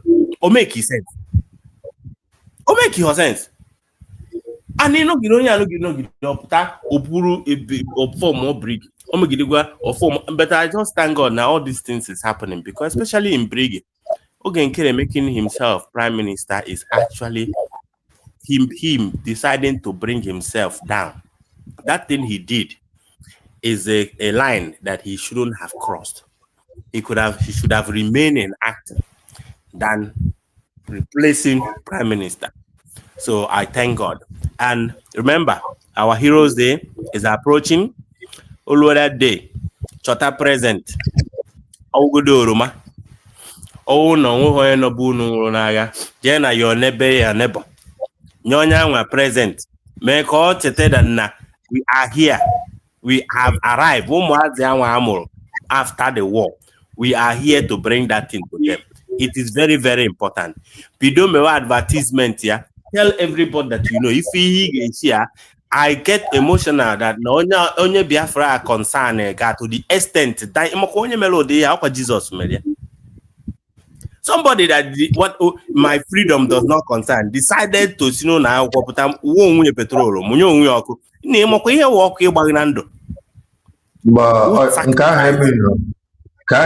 maka na akpọ dia Jesus. And when sacrifice that kind of sacrifice, anywhere where you are, now they know what they saw. They survived it. So if that day, no my father that day. Serious what offense. So only my were congratulate. See, thank you because you survived. Thank you because after all these things that happened, you survived. And I pray that you will be alive for you to see that nation which you fought for. That is the main purpose of it. Because can support all this thing and can solo nanda because atom can them pie hanolaga. At least can a taste of that which they fought, they were trying to get that time before I know that every other person like with declaration of Finland when they brought those veterans out, and you can see when they explain themselves if you watch them, they become so emotional because when they think of what happened to them, then so that day. Thank you because you survived. May God bless the United States of Biafra. Thank you. Thank you, Obi-Wan. There is a news here. Oriental Times News Ubongo. It says over 150 bandits drawn as boat capsized in Sokoto. Over 150 Lirina Miri after Kobom Miri Babul bandit, over 150 of them. No news Lila. The Niger Delta we oil. Fanjani na news. Everybody no very quiet and calm. Omero onye na agbagari ana nna ke ka isi ga emefa. Ke ka isi ga azu nwanyị. Onye obuna just the form consign me. Now if they reach my side, I go chest them. If you reach your side, you no go feel chest them. If you wait, make it enter your side, you don't go feel chest them. Gapa juan the Southern Kaduna, Gapa juan the Benue. Over na anyị ga-ama ife anyị ga-eme now, join hand together. If you reach your side, you know go feel chest up. Over 150. There is a whole lot of questions to ask and a whole lot of answers. Can these 150 bandits were marched to Tani Beremeri? Can those of us were ga were Botani Beremeri? Can the capacity were board or ụgbọ akwa na bọọdụ ka ebefa bọọdụ ụgbọ aga kedu ndị nwe ụgbọ so omero nnọọ onye mmafa ụgbọ 150 agagide nnọọ gagide gada mgbada mmiri wete ụkwụ ka ọ mechie ka ọ bụ gịnị ke how anyị na-afụ news a we are not asking question because of personal hatred i were ya na castigate ebe ị kwesịrị ịnọ. I have told you it is not about Dr. Ngozi Orabeze. It is about doing the right thing. The freedom is not about her. It's about you playing that part you can actually play to help. Ogwejiremba is not about Ojukwu. It is not about Philip Efo. It is about doing the right thing. Anyị ka nọ n'ahụ a na-agwa gị na 150 bandit na mmiri river anya nọdụ ebe 150 a si wee pụta aka nwekwara mmụọ. Ọ bụ mgbe abịa nga 150 people ji egbe nọdụ bata na one state, that state ga-egbugodi ọsọ fa ga-agbasiri ọsọ ọsọ, the state ga-adị empty. Nga 150 people bu egbe bata one state, ị ga-ama na ife na-eme na ekwute decentralization na-egba ya mgba. Decentralization ga-eme onye ọbụla anọdosie n'ebe ọ nọ kpechisi ike. Ị na-agba ife niile mgba because of your hatred towards Dr. Ngozi Orabeze.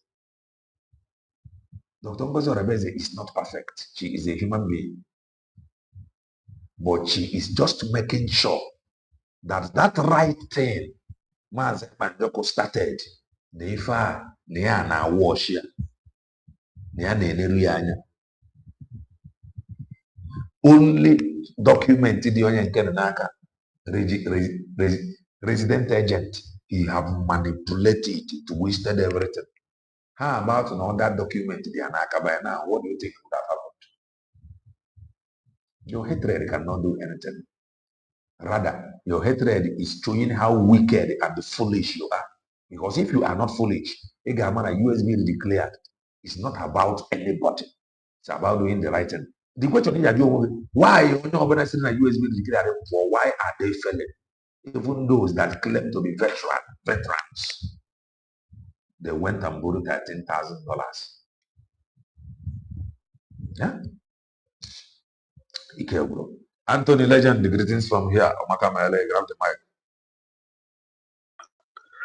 Mazi Kelenla. Hello. Ejim Anthony Legend, but I'm no Anthony na doctor na-ewuzi now. So si ka mbụrụ Anthony na Kelena TV n'abalị a. How ma Anthony Legend tonight? Echi mza doctor. Ị yara etinye Anthony doctor or doctor Anthony.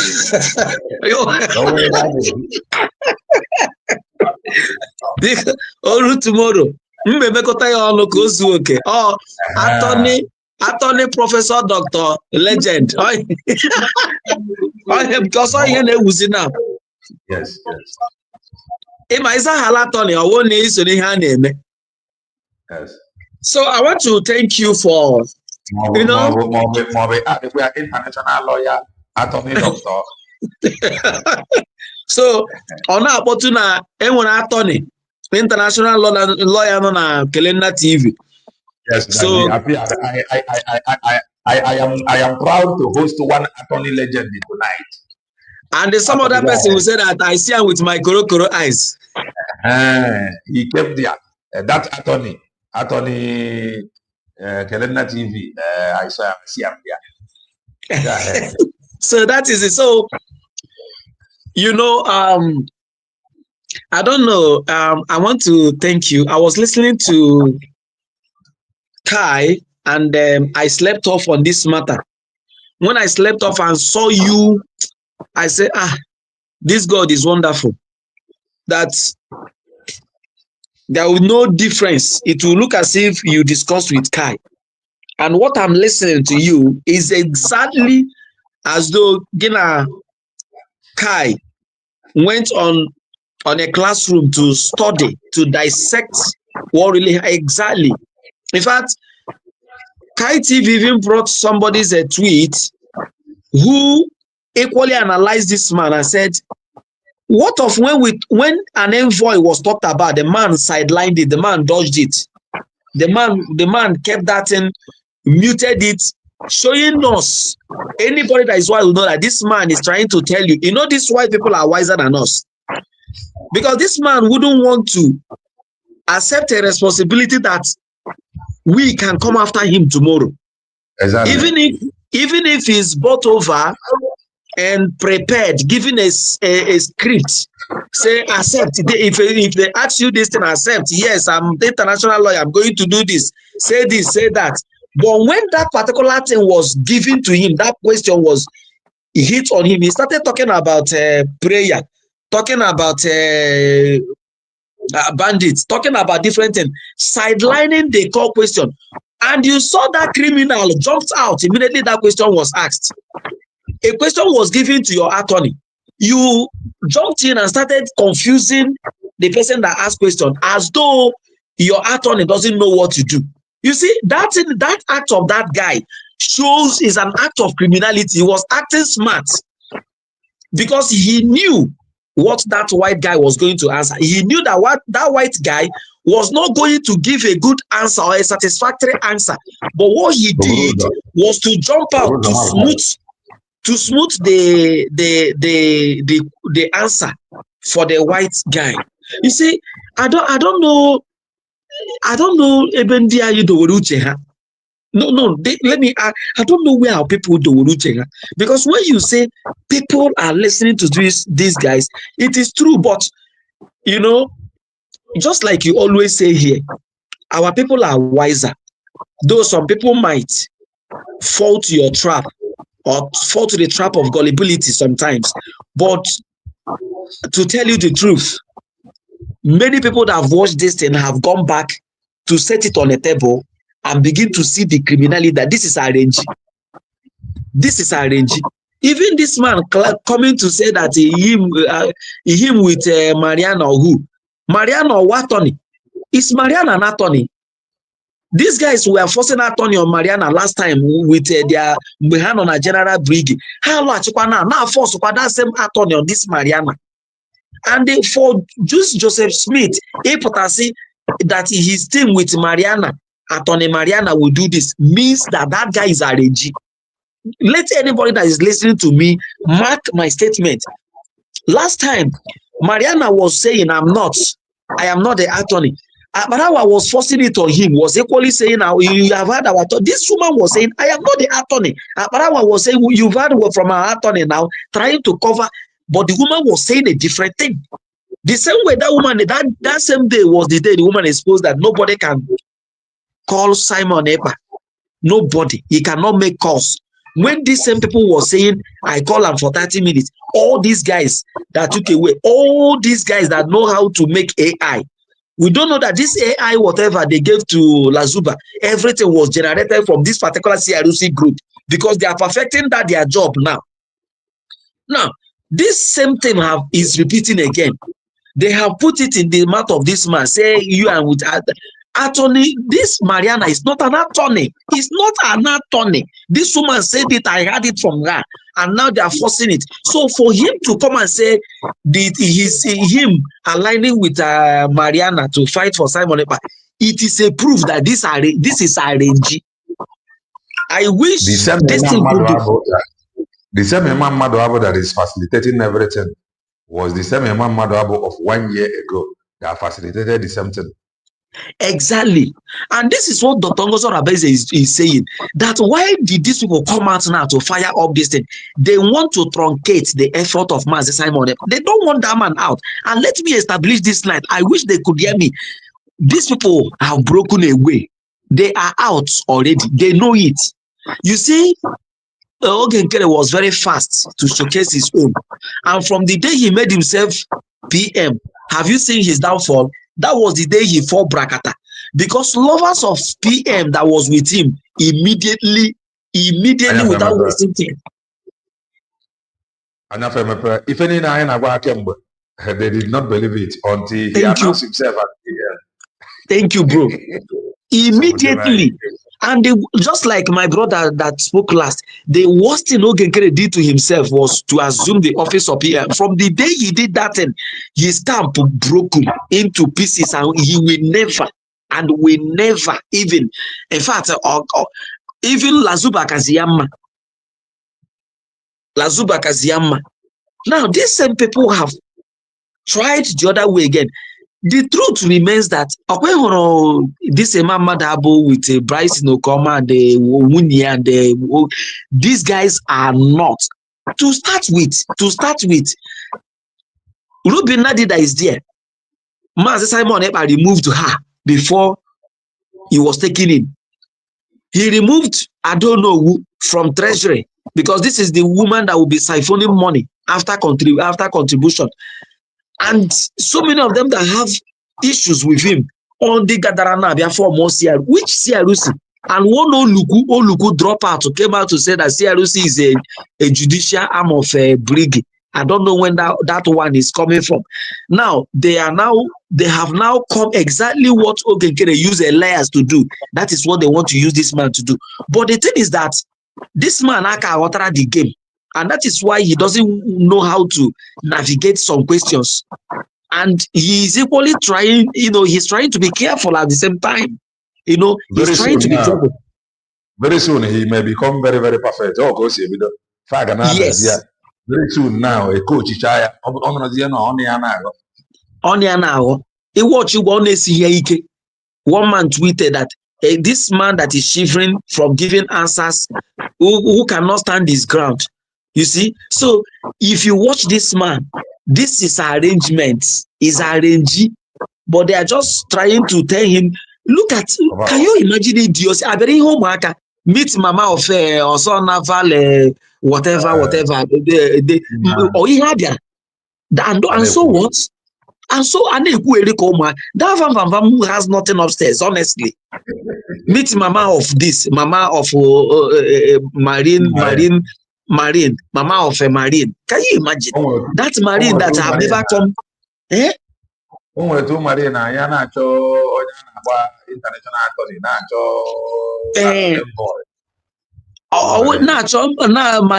not on the trend and I men on ground. That marine never appeared during Mass Simon Eba. Ubuaka marine now they relevant. Can you imagine these guys? A question was given to your international lawyer who knows it all. Somebody who is not on page bounced in immediately to take up and cover up how Obatobi already know him. Say yes, I offer this same thing with the Association of Ogenkere Brgie. This was the same people that, okay, now let me ask a question. This Brgie now, are they dealing, or is it not that bylaw that they are working with? The bylaw that the organigram sets CRUC above PM. The bylaw that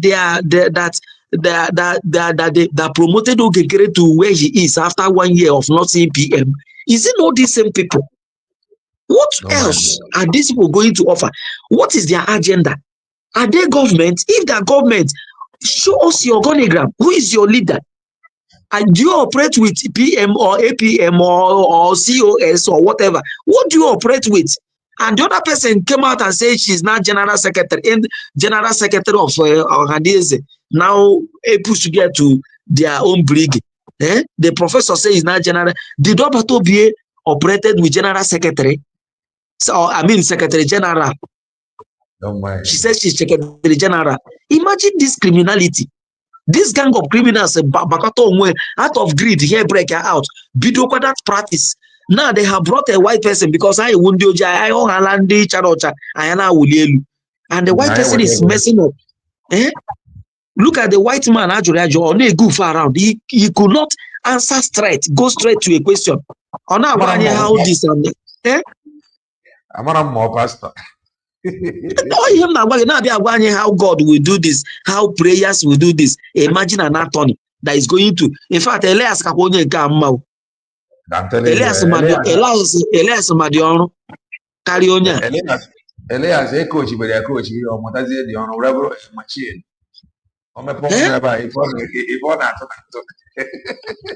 Elias Mugidon Benaku, I was indeed with their origin. Now, because our culture. Because our culture. Onyanka will get used to it very soon. They are first level. Now, how can you tell me now? How can you convince me that these guys are him over Toby? How can you tell me that these guys are not wishing that man to come out? With all these things they are playing, deceiving people. What is wrong with these guys?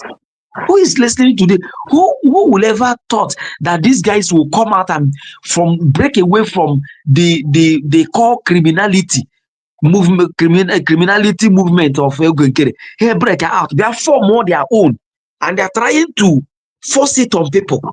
Who is your leader? In who leader? You think you can continue to roll and convince people? Anybody can talk from anywhere. Gaddafi Vamba Mamiaka also warn yako ya worry sister ya ataja broken English ya pass ya to onya nke ozo se na ya we kwensu associate receives the judicial arm of Brgie akoro nke ya rubbish ya gawa, no structure, no nothing. These are people that old man like 247 is fronting to people. They will fail. You always say here that Unu Gemechi here with a good sponsor where it's happening to Ogenkere now. How many town hall meeting here? All those social media and all of them have deserted. Those people have they've all gone. Why would you be doing this every time?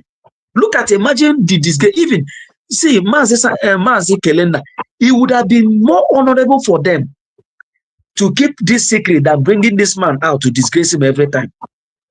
Maybe they want to use a white man. When they bring him out, they will collapse USB. This is their target. When we bring him now, everybody will leave USB and come to us. Questions are being asked, and the man could not answer. He could not stand. He sidelined that area, telling you that how can you, a man who be an envoy, be an attorney, be this, be that? I thank you. Only Obule Kele have accepted the job. I think Only Obule Kele one here. I just was the only man accepted the job. Eh?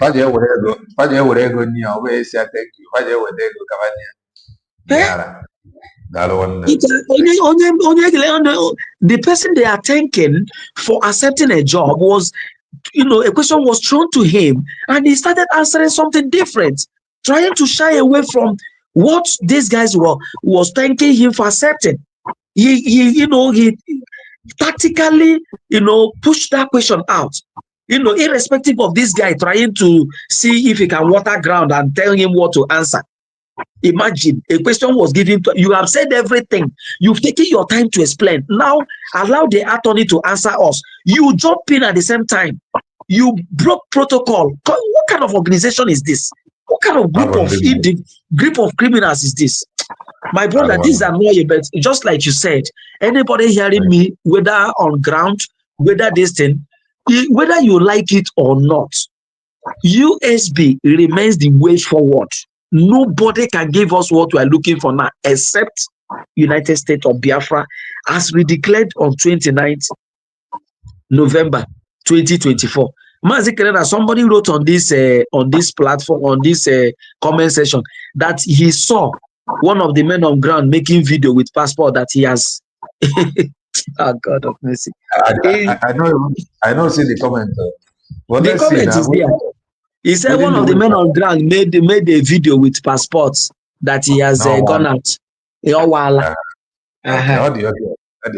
freedom. Oh, freedom. And then I'm on social media. I'm not calling.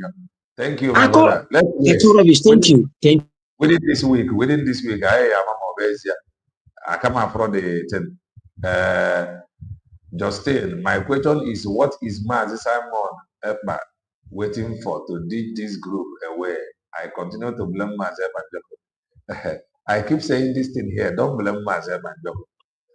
There is some things. He will not understand. There is some things some of you don't know. There is some things some of you don't know. When some things happened that gave room to this thing. That is why Kelena TV, I cannot blame myself. The highest thing on him for prison visit. And that prison visit will show that you are available. And when you show that you are available, you have closed some gap, you can actually be trusted. Some things happen here. Some things happen here. So don't blame Maazị Banjoko. Maazị Banjoko has no hand that this thing you see happen. Don't blame him. There were some things that Nambidi that went wrong. That is the truth. But some of you will not understand because I cannot blame you. You don't know. Some things that I know that happened then. I am writing to this year present here because some things happened though. I'm telling you. Dalo. They don't. Amaka Mele, go ahead. No, let me speak. I'm the next, please. Yes. Oh, yes, go ahead. The door. Okay, call Ike Jesus. Ike Jesus network. It's me. Yeah. Network. Yes, Ike Jesus. I wait. Can I make it 2 minutes? Can I down? 2 minutes. Fine. Yes, go ahead, Don. Okay. Longest time. But then this year's studio. Everything we thank God. No. All right. Ihe m chọrọ ikwu kịta na bụ na ịmara these people, the way ha si art, I don't know. And just sometimes I look at them as ndị amaha left and right. Especially this lawyer Haji Jekpo. Lawyer amata ha kowa ha lawyer fuma what is going on. According to the lawyer, ihe na akowa here. Ha wa akowa he fuma what is going on. And this this man ke ihe na akpọ nke a na-asị na brassing cause no jere ya nara question ajụrụ a lawyer ka ọ kọwaa ofuma. Ọ kọwakwara ofuma mana ọ dị uche na ọ jeje werezie English wee na-emebisi the whole thing. People aghọtaghị ihe ọ na-akọwa. Ọ kọwara that na envoy agwara ya mee bụ no ihe bụ envoy bụ isend mmadụ na errand boy. Na isend ya to message o jekwuru ọbata obie ọ bụ the lawyer. The lawyer recognize the ọbata obie recognize the lawyer. Lawyer kọwachara ihe o kwuru maka ya wee bịa. Ọbata obie wee sị ya yes na ya enwe na team of lawyers je defend ya. But na instead of genwa ebiazi ihe nwezi ihe ije eme jezie na Washington DC jezie na preach si maka Biafra gị jezie na errand boy go send the lawyer to go and do.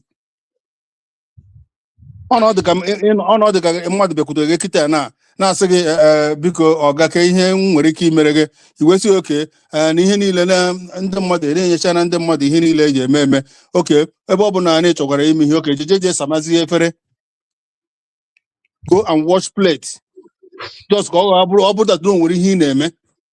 This is what ihe a bụ ihe mere understand what is going on. Ihe abụkwa ihe mmekwara understand this Bratmokoma kọwara that na ọbata obie gbere si ya nya jezie na Washington jee ebe ahụ ya na-preach maka Biafra. So na ọ bụ onweghị anything ọbụla this man nwere to do with Finland or anything court. Onweghị anything ọbụla o nwere to do over there. Just ebe ọ bụ na America ejezie na America je na-preach ihe mere understand bụ ihe a na-akọwa ya na ọ bụ na na-akpọrọ lawyer ka o je represent ọbata obie. There's nothing like that. There's nothing like that. Ọ bụ ihe ọ na-akọwa ihe nnụtara that Brassman ha kọwara bụ that na ọbata obie gwara sị ya na jezie na Washington jezie na-preach maka Biafra.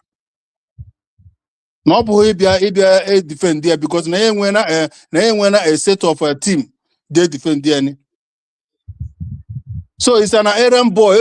About to send the lawyer to errand boy. You say, hey, Roma, George, you say this kind of thing. That's what I understand. So gaha ishe. Come the mother I got out of horo. Ihana, ihe wakawara. Although no oje be more faster. Jenaza the question. Mono okwakwara. Otu osu wede. Ihe obata opie gwara the ma jeje me. Gaha nejide ishe. Another thing chọrọ ikwu na bụ ịma na sincere esi wee mechaa oge nkere PM. I don't think no na-ejekwazi Washington DC because a ka na-ele anya na Washington DC. A ka na-ele anya na Washington DC. But so ya afụ that man na Washington DC. Anọkwa m America here and I know Washington DC. A ka na watch na monitor. Mana since ya ha emechere that APM aha na ha abịazi that Washington DC.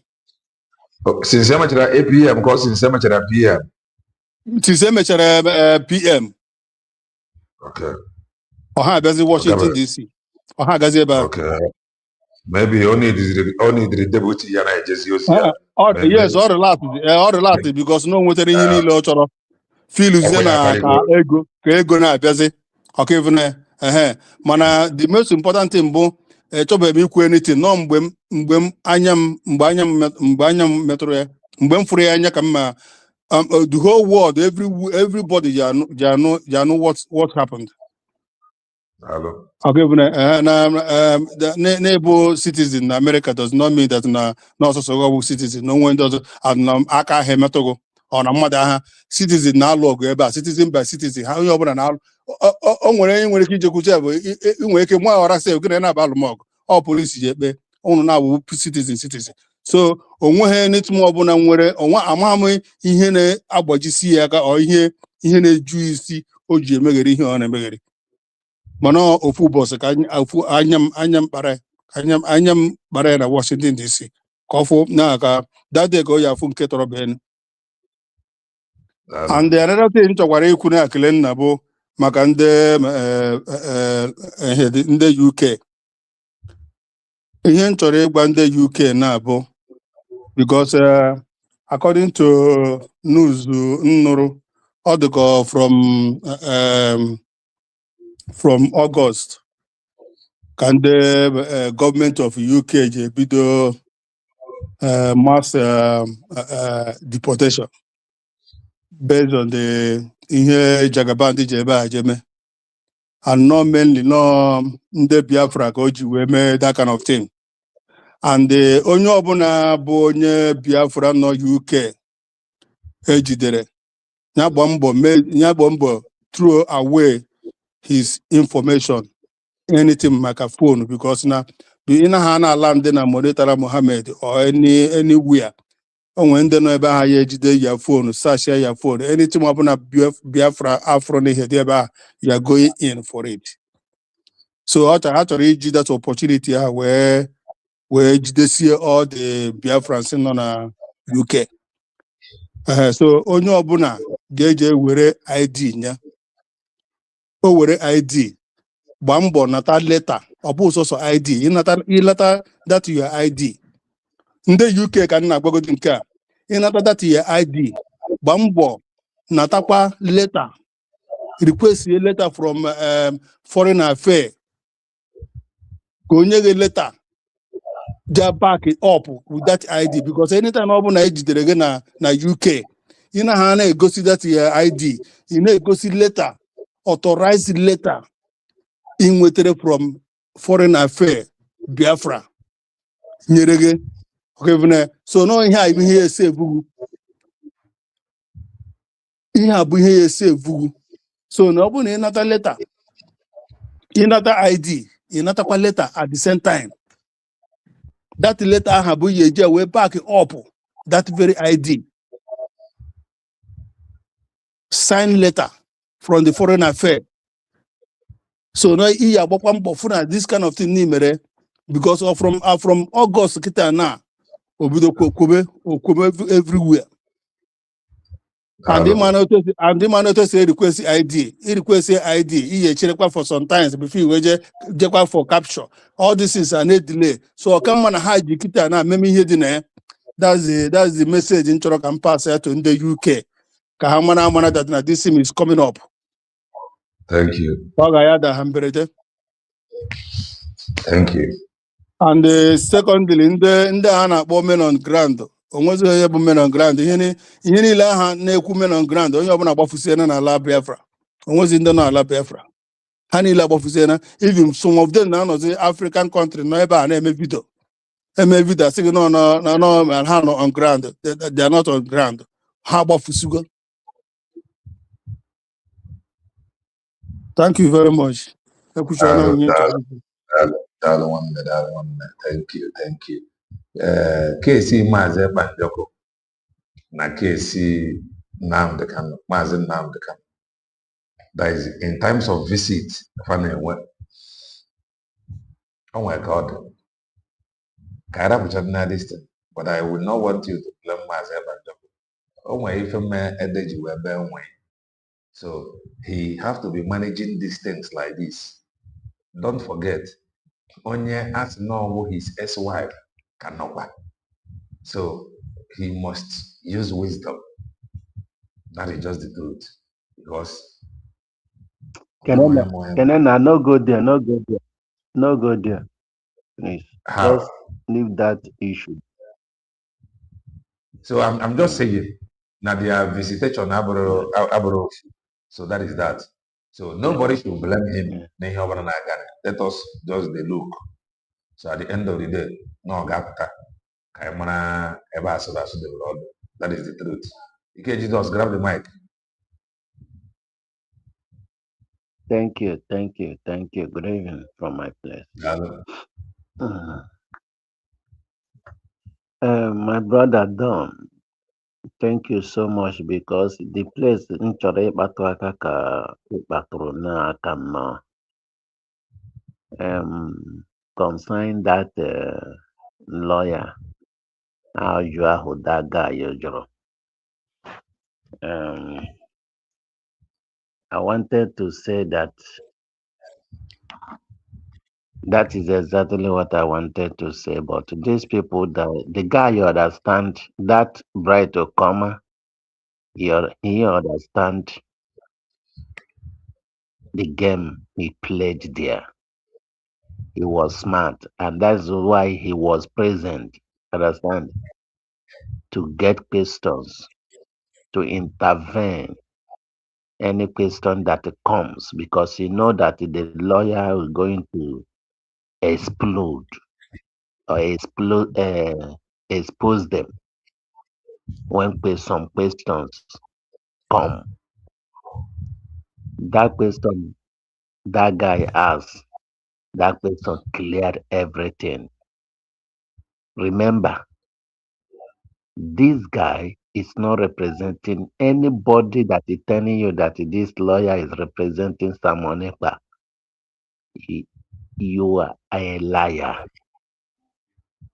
Then brought this guy in so that they will use it to confuse some people. Understand? The guy is not representing Samonekpa. Samonekpa already rejected. He already told him, if you want to work for us, you can become an international lawyer for us in America, not for his case. That is the support of that question that guy has.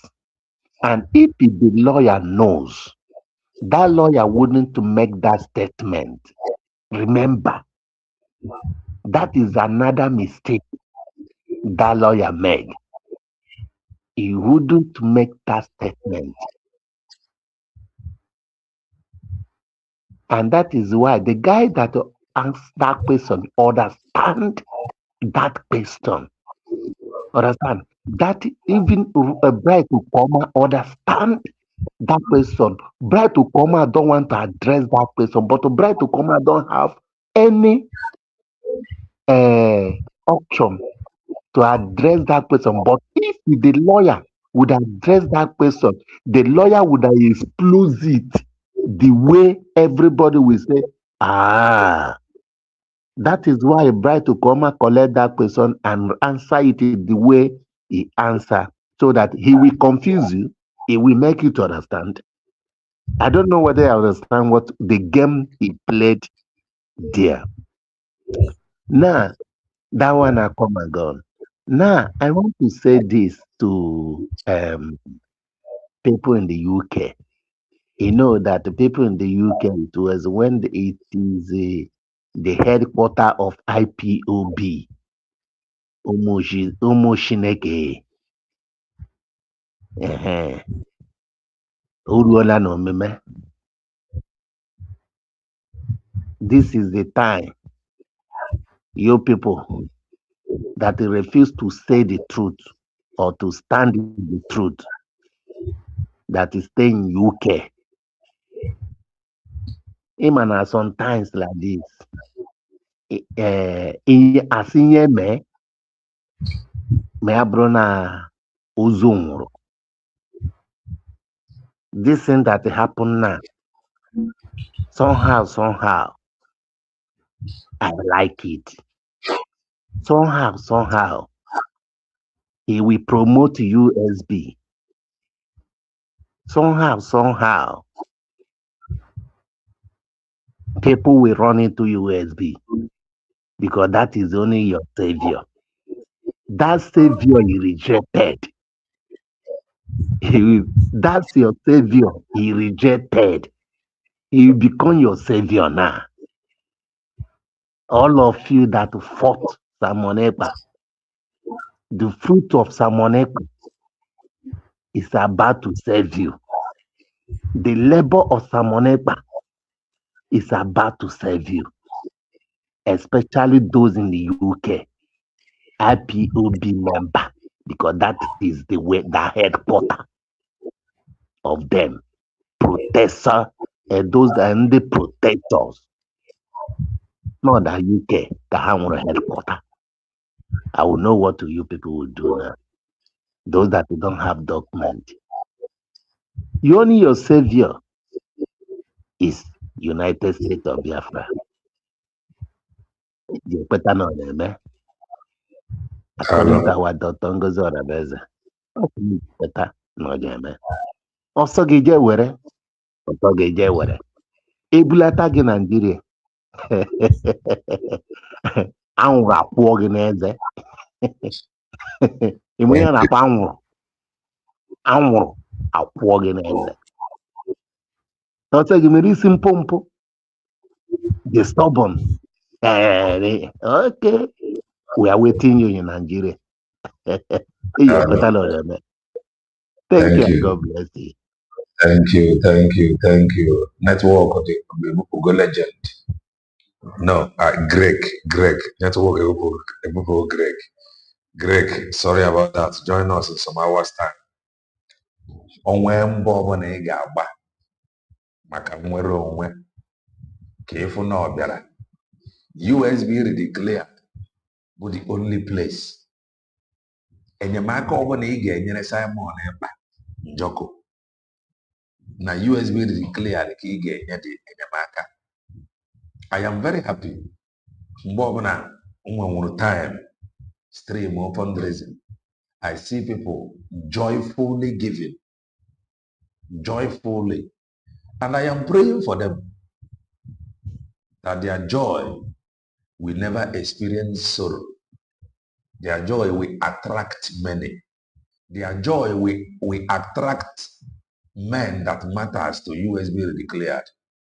Your joy will attract men and women of goodwill and work with USB declared. Your joy will attract good people. The gangsters, na-etinyekwa akaụntụ na-aghọli ego. That is the truth. Pa na-etinye akaụntụ na-aghọli ego. So before itinye ego, be careful. You gotta go. Ka ọ ghara ịbụ na ijiri nye gangsters $100. Ịmana onwe ka ọ dị. Onwe ka ọ dị. Only in the UK, get your ID. The only thing you will do, okay, then not TV, if you are shouting from UK, where you know run into an that nobody pay me. You will know that I am telling you, it is the right thing to do. It is not about Dr. Ngozi Orabeze. It is about doing the right thing. Young one we have Dr. Ngozi Orabeze, her own ID. So on the one day, Oji ID, Oji or in order now, so it is you again made the right thing. Omaka Mary Bobby, Omaka Mary all of us of truth. Omaka Mary all supporters of truth. And then now USB declared Omaka Mary. Those that is supporting joyfully, you will never know sorrow. Those that is supporting USB declared, Makano with the right thing to do. If I'm a Gemele, Manandini natural, Kambo, now phone Nemaze, but Jokotaro Nani, Chukwabama, Nafani. Sineben Chua Jazaya, but expose every hidden man that is evil. Expose every hidden woman. Where I am, Mara. Mazaya, brother. Now here's the truth. Stay blessed. Bye for now.